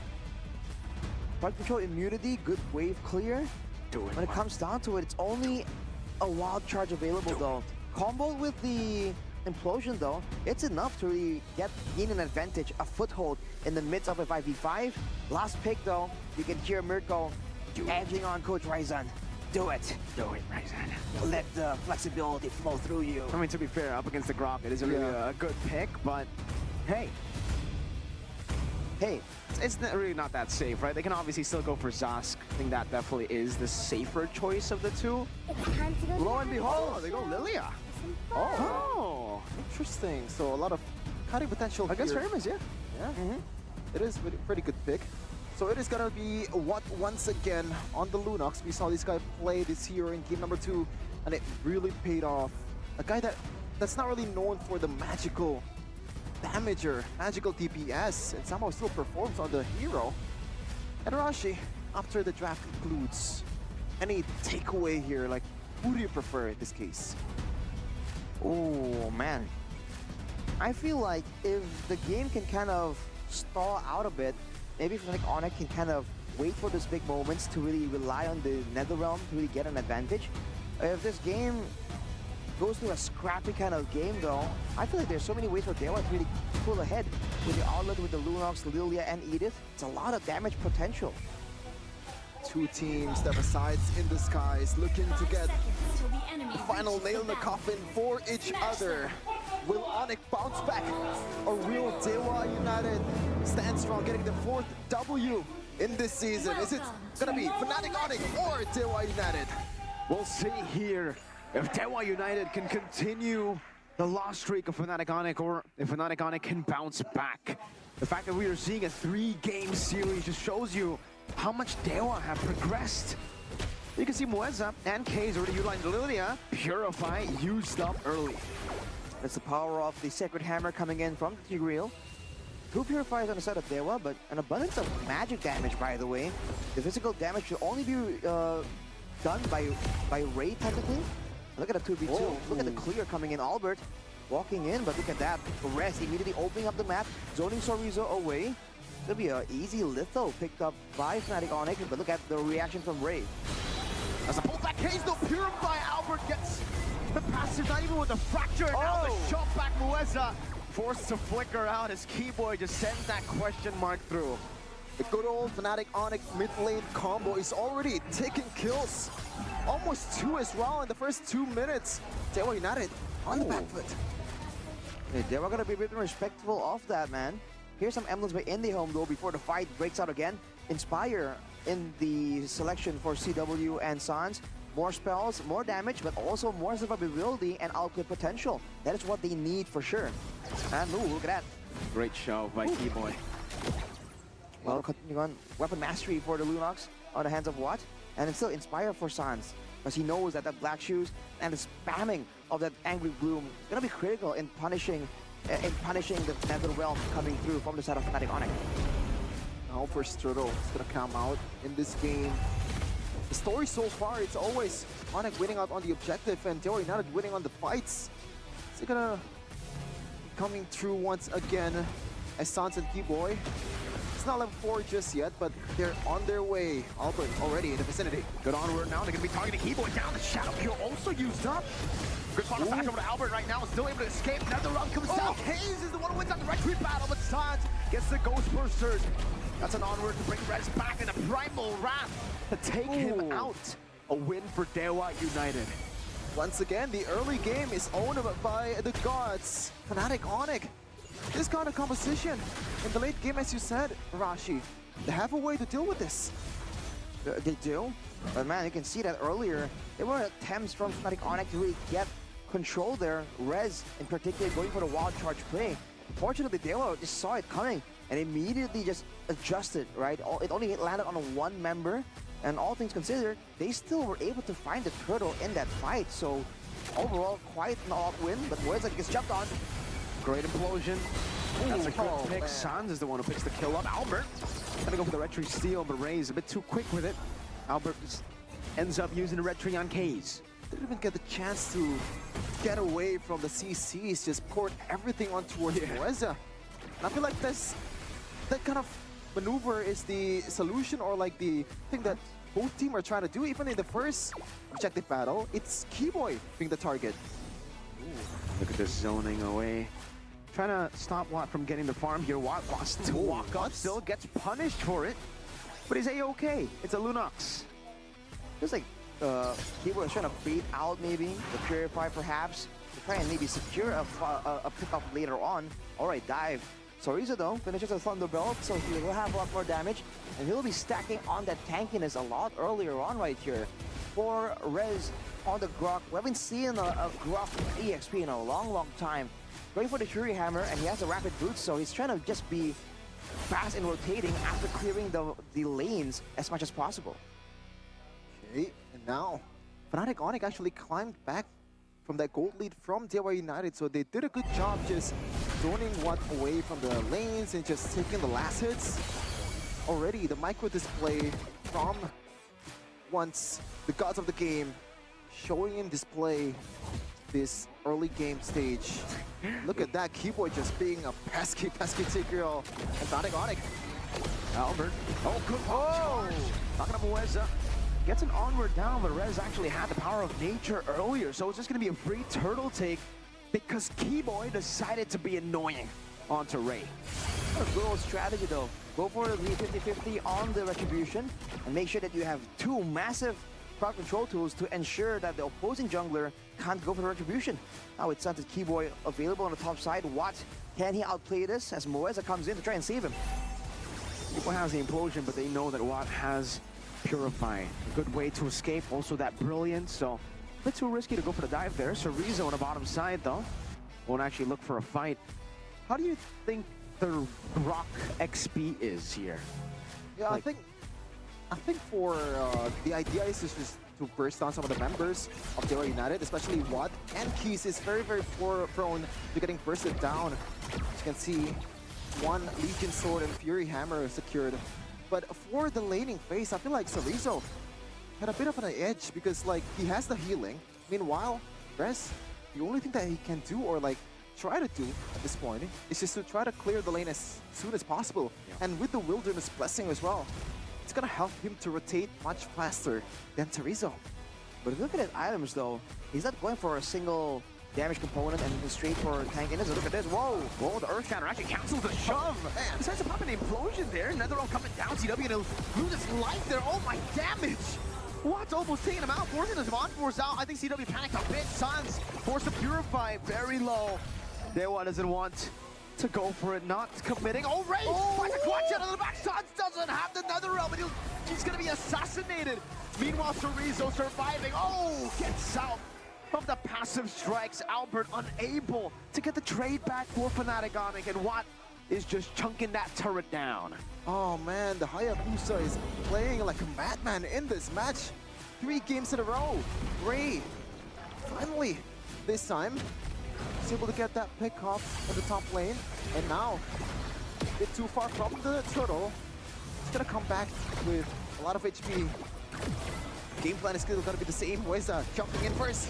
Good shot, nice final slash there. Implosion catches both of them to Von Force. Use up as well. Rez gonna be able to find a wild card. Watt all alone now. That's a big double. Watt taken out by Albert, and now it just leaves Ray and Cage to watch as Fnatic Onyx take the turtle from the palm of their hands. What the heck was the damage, my guy? Rez coming in immediately demolishing the backline. They were trying their best, but they clumped up a bit too much there. Cage comes on now. That's a black shoes of Encore popping already. Ray defensively walking back. CW still just walking under the turret. Dashes out towards a purple buff. Albert picks up a turret down below. Instantly capitalizing in that small window. You can see Moeza, if he misses, then he's gonna get punished right away. The same thing with Keyboy. So I feel like both teams. What? Both teams? It's just a matter of who can engage first and pull the trigger first and not a mistake in the process. And it depends on how both junglers play. Oh, never mind, Keyboy! The Chaos too. Keyboy getting a shove. Suns. Netherrealm sending out Albert. And the backline portion of Black Shoes implosion used up on the 2 Watt. Still has the ability. CW going to be changed. CC Chorizo, one more jump. And he gets it with Watt. Getting the fade away. Good wild charge to lock him up. As Achilles spree as Rez blocks out Albert. Going to be stopped. Rez comes in with a big smack to the head. Moeza taken out by Chorizo. In a battle of attrition. Dodges away with the fracture too. Ray has the body. He needs to land and gets the quad shadow. And gets the kill. Landing that shuriken on towards Albert. And once again, Dewa United comes out on top. The gold swing is already very purple. Meanwhile, Chorizo is looking to make that play. The final slash. Oh, Chorizo dodges away pixel perfect from the Ghostbursters. Where have you seen Sans slip up, not land the spell right there? Unfortunate things happening for Fnatic Onyx. Not really getting the control they want, losing it the longer the game goes on. 10 seconds until the next fight begins, and they will have all the better tools. More burst, more potential crowd control tools, and more outplay with the dashes. with this survivability, especially with Soriza on that Arlet, it's definitely making problems happen for Fnatic Onyx. Oh, Dewa United. They might make this happen against Fnatic Onyx. The debut from Res is gonna be ruined by the gods. Dewa United, they have the map, they have all the pressure available. Can they actually do it? Can they finally be that consistent team in the late game after this already really good early game? Look at what's going on right now. Sorizo matching Rez, not allowing him to get the free clear with the roaming boot advantage. And with keys on that Lilia, man, that is what's making it so difficult. Moeza though misses onward. Good shot back, gets the Earth Shatter, though, gets pulled back by the Shadow Stamp. Oh, under the Primal Rat, this Keyblade gets disintegrated before that really even comes down. Now a good wall charge, but there's no follow on the final slash. Brings CW to the Shurikens of Ray. And Sorizo gets his vengeance down. That is a 3-for-1. Dewa might be on the road to 2-1-ing Fnatic Onyx. Oh, baby, it's a triple for Dewa United as they get lured once again without any contest. Ray doesn't even have the retribution to use on that because there is no threat whatsoever. Dewa United, they are absolutely rolling right now. Looking at some of the items right here, BOD, Endless Battle for Ray. Definitely an insane amount of damage. And what's more terrifying for Fnatic Onyx is that Keys has the Ice Queen's one, but he has the glowing one on the way soon. The healing reduction, the AoE application of it, gonna make it even more difficult for Fnatic Onyx to get any kind of foothold in these fights. They are losing Keyboy too fast. Sans hasn't been able to pop that Netherrealm on time. And look at Moeza already eyeing a chance to get the fight started once more. They just slithering around, man. Once you look for that onward. Holy Defense still up for Fnatic Onyx. It isn't over just yet. They still have a lot of defenses here, at least for the First Lord. Yeah, Liz, Dewa United were able to make that a 3k gold lead at this point, a good lead to build on at this point of the game. You have all those DPS already, man. Like, you have a lot of damage coming in from Dewa United. Now I feel like on the other side of the court, Res, the window for this Grok to be effective for Ashi is not that much. Just small windows for both teams technically, but I mean, Dewa has so many more ways to try and play these fights out. They can go for pickoffs, they can go for a kite back strategy, and the fact that they have Sorizo just being so active and dynamic here with the outplays that this guy has been making. A big criticism for Sorizo is a passive nature, is the fact that he can't really perform in the midst of a team fight. But with Dewa right here, he's been making the plays happen with those final slashes. And the vengeance is on the right targets. It is difficult for Fnatic Onyx to find like a moment of control in these fights, man. CW, Sans, and Albert just not allowed to really stand around at all. Always pressured or forced to use some kind of spell defensively. The Sorizo. Good black shoes out. Albert being so aggressive in that kind of situation, and I feel like that's really what Fnatic Onyx needs at this point of the game, just playing with the margins, somehow do the damage without getting picked off. Also knowing that Sans is there to bail them out. Right, super buff still taken by Albert. Remember, the longer the game goes, the more Fnatic Onyx scales. Even though it's looking bad for them, they still do have a Harriet, they have a Nolan. They only scaled the best into the late game when it comes to damage output. And now especially with Rez being on the Grok with the C Halberd earlier, and now a BOD. A lot of burst potential. If it lands on the right person, even the Purify won't save you from the insane amount of damage that the Wild Charge from a full damage Grok can do to you. But he is also squishy. The fact that the only frontline is Keyboy is one of the problems for Fnatic Onyx. Look at this, Rez caught out of position. Conceal. Moeza with a flicker onward there. Almost catching Albert. Rez is going to be isolated completely. The final slash of the wall charge actually connected with Implosion as well. Ray going to be caught as a quad shadow. Zaman force used up. The brilliance in the midst of it all. CW still jumping back and forth, trying to go for the play. What will be taken down? They made a mistake. CW capitalizes on result. Again, jumping back and forth, but in the end, CW picks up a triple. That's a black shoes from Kaze, who's still able to survive. Now it's a big 1v4. Kaze getting escape, no black shoes. Albert assassinates him, and again, for Dewa, the team fighting 50-50. Oh man, what looked like a mistake coming in from Rez and Fnatic Onyx turns out to be a bait. for Dewa United as Ray already spends the quad shadow. He cannot contest on this one. Sans is just absolutely zoning them away. Lord finally goes to the hands of Fnatic Onyx. A great moment here, a huge swing in momentum. Now they can finally go for some more controlled plays and try and get some of these turrets down. For Dewa, they do have a respectable amount of burst damage. They can clear this Lord very, very easily, but they have to be watchful for Fnatic Onyx waiting in these bushes to try and go for a surprise engage. They went for a fight there onto Rez. He was able to get the wild charge off, and Keyboy finally not bursted down, was able to get a big implosion. Those are the winning conditions, and you can see Fnatic Onyx immediately go for some more control, go for the group up, and go for the split as well with Rez on the top side. You gotta respect the potential of Keyboy, man. This guy came back with a Tigreal against a 16k gold lead in the world stage, so nothing is impossible for Fnatic Onyx when Keyboy is on this hero. Gotta watch out for those flicker implosion combo, considering that only 2 purifies is available for Dewa United. As the charge down the bottom lane, Keyboy finds an implosion, and they all just collapse under it. The Netherrealm has been baited. Hayes is still in the midst of it. Off the rise! Getting the wild charge, and that's where Fnatic Onyx shine. Albert cleaning them off. Chorizo, look at the resets. Can only flicker backwards as Albert chases him to the fountain. And Calvin Winata gets rid of him. Fnatic Onyx in an instant takes the game back. A good way to bounce back in this match by Fnatic Onyx as they reclaim the skies from the gods. Their rightful throne is safe, at least for this day. Dewa United felt that the skies were so close, so sure of their chances of beating Fnatic Onyx in a big fight. But you can see again the difference that experience and calmness brings. The Fnatic Onyx swing it around, they take out Dewa in one fell swoop.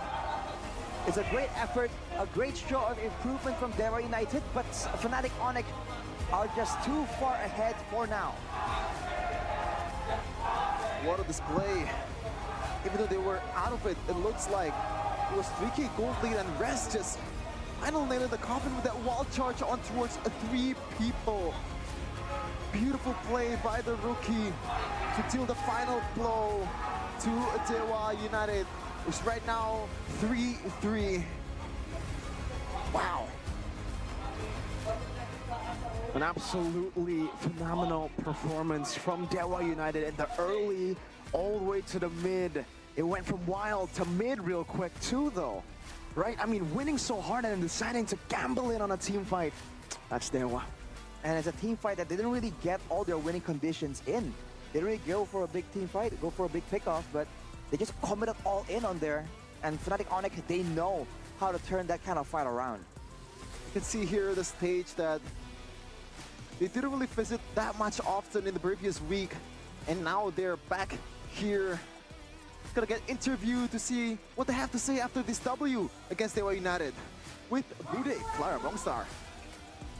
Dan kemenangannya yang pertama di minggu ini. Tapi Bude mau langsung nih ya, mau foto bareng Res. Selamat datang Res. Kita foto boleh nggak?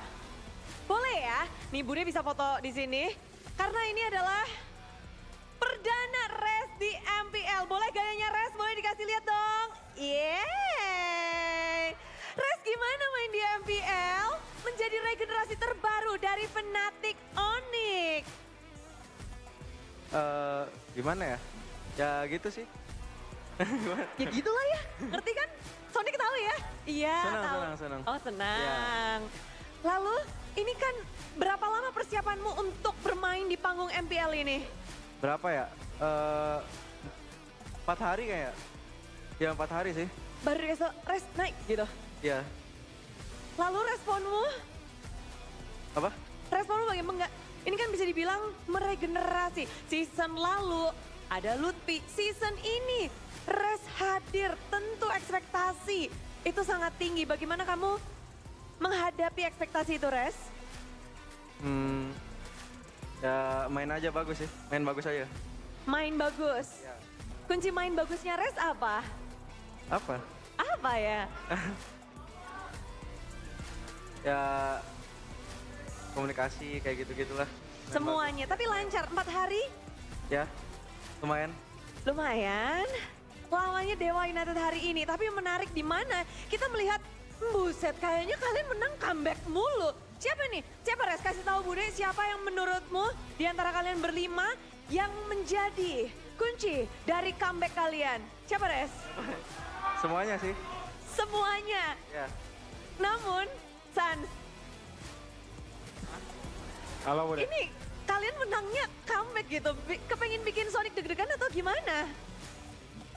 Ya kita ada beberapa emang menang di awal, cuman yang pas di mid gamenya kita nggak terlalu bagus untuk eksekusi buat warnya, jadi ke bawah late game. Ya.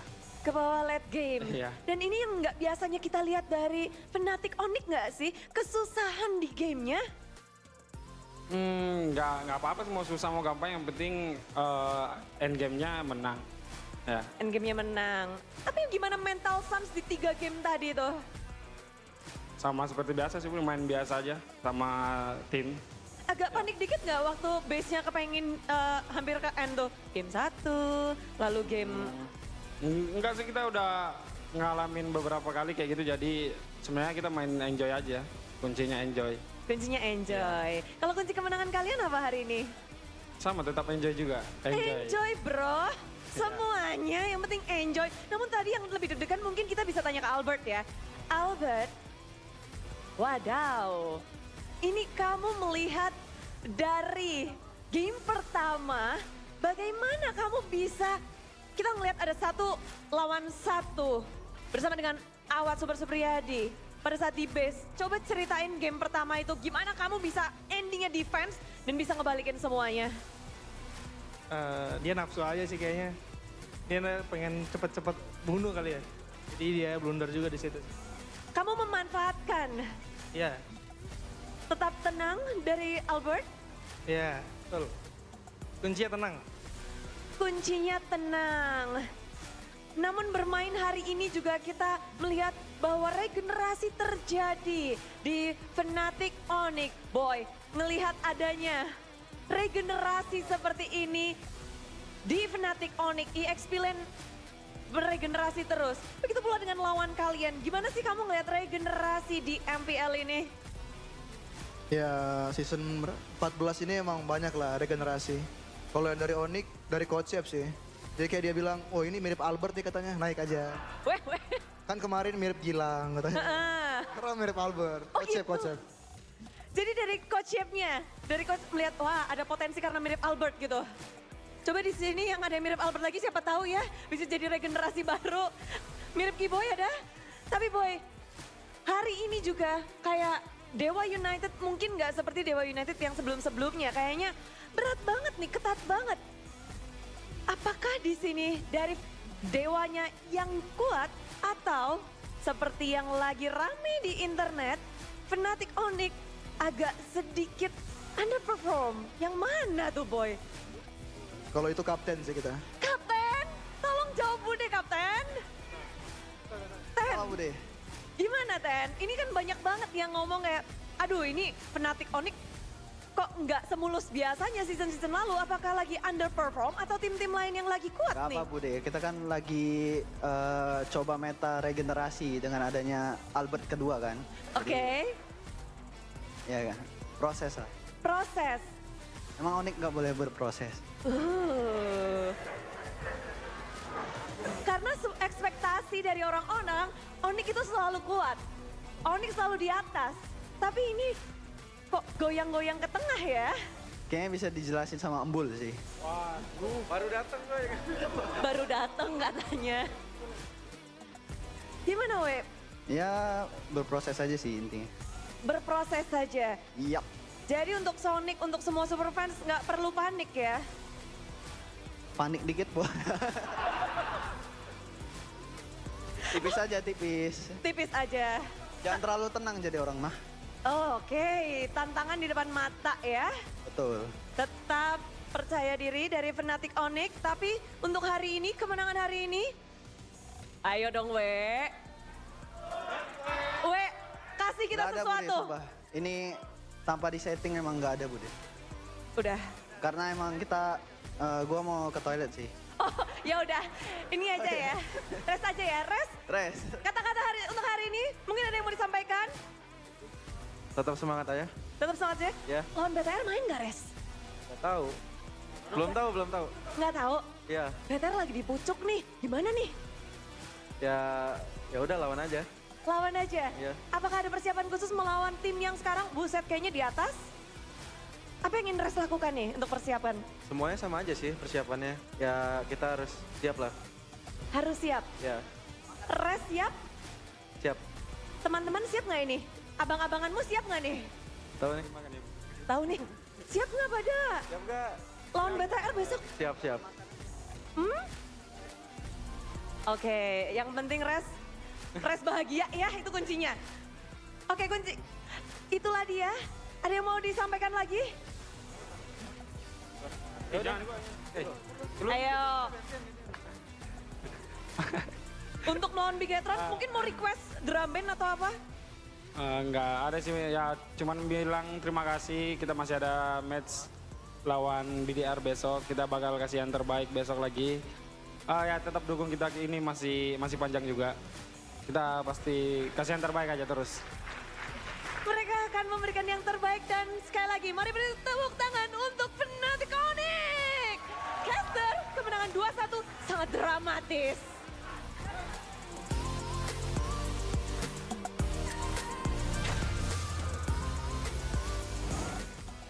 Rez's rookie debut ends up with a victory for Fnatic Onyx after that beautiful wild charge on Tours 3. The final blow towards Dewa United by the rookie. The final blow was more of a Benedetta thing. That was a wild charge. Final charge. There you go. It was really impressive, man. You know, to make your debut on stage and already have a performance like that. We don't count game 2 because obviously, you know, that was more of a, Yeah. as Gandhi would say, we were trying. We're testing our limits, man. Yeah, Let's go you know, on it. you gotta experiment sometimes. You know, keep the game interesting, huh? Let's go. Well, Goni always says that for sure, that's true. But let's look at some of the moments right here. This was one of those fights, right? They were jumping on, they spent so much to try and get res, and unfortunately that allows Keyboy, for once, to actually get picked off. Again and again, Keyboy kept getting deleted, and Sans tried his best to try and save him with another realm, and he kept failing. Keyboy kept getting taken off. And in this fight, you can see that even the damage sources, right? Watt and Keys weren't really working in tandem with the team. They weren't really able to get the combo, that AoE running, and you need that to really win against a team with a Netherrealm that's just so impactful, especially in the hands of someone like Sans with all the experience in timing it, right? Using it in the right exact moment to get the best benefit. Yeah, it really does feel like they kind of forgot that the Netherrealm is there to kind of bail out the entire team. As we take a look at the player of the match, presented to you by Samsung Galaxy Z Fold 6 and Z Flip 6. It is Keyboy! Keyboy? Keyboy? Keyboy? That's the way Poisey says it, right? Whenever someone flickers, gets an implosion, or actually doesn't get anyone with the implosion, you hear Poisey saying, Keyboy? Keyboy? What? Well, he has 0 kills, which is to expect almost. Sometimes you forget that Keyboy just gets so aggressive and you kind of assume he has some kills, but 5 times taken out of the game, even with the Netherrealm, that is what Dewa were able to kind of force onto them. Here, the player of the match highlights by our official gold partner, Ube as Gold. And you're seeing from the early game, he was using that Tigreal Sacred Armor in such a great way to just be oppressive. And here, you see it every single time. Keyboy gets jumped on, he gets saved here, but overall, look at how Dewa is playing, right? Together as a team, zoning out the real threats of the game, knowing that, you know, without CW, no DPS, if they don't clump together, no real way for them to get comboed, and they're using all that to their advantage. Fortunately, the longer the game goes, the more they kind of lost track of that vision, right, of how they were able to actually get some of these very good fights. And of course, Ray showing off against Albert, saying that, you know, we're not too shabby ourselves. Look at this. Boyza tries to go for a play. Fortunately, it doesn't land. The final slash already expanded. That's even before the implosion, before the Netherrealm. And Watt really tunneled in to try and get Albert there, diving in. And look at where he is, man. In the middle of 3 members of Fnatic Onyx. Small mistakes overall for everyone. It just did not go as planned for them. And eventually they get chased down. Keys gets taken out as well. That was the beginning of the end. And for Onyx,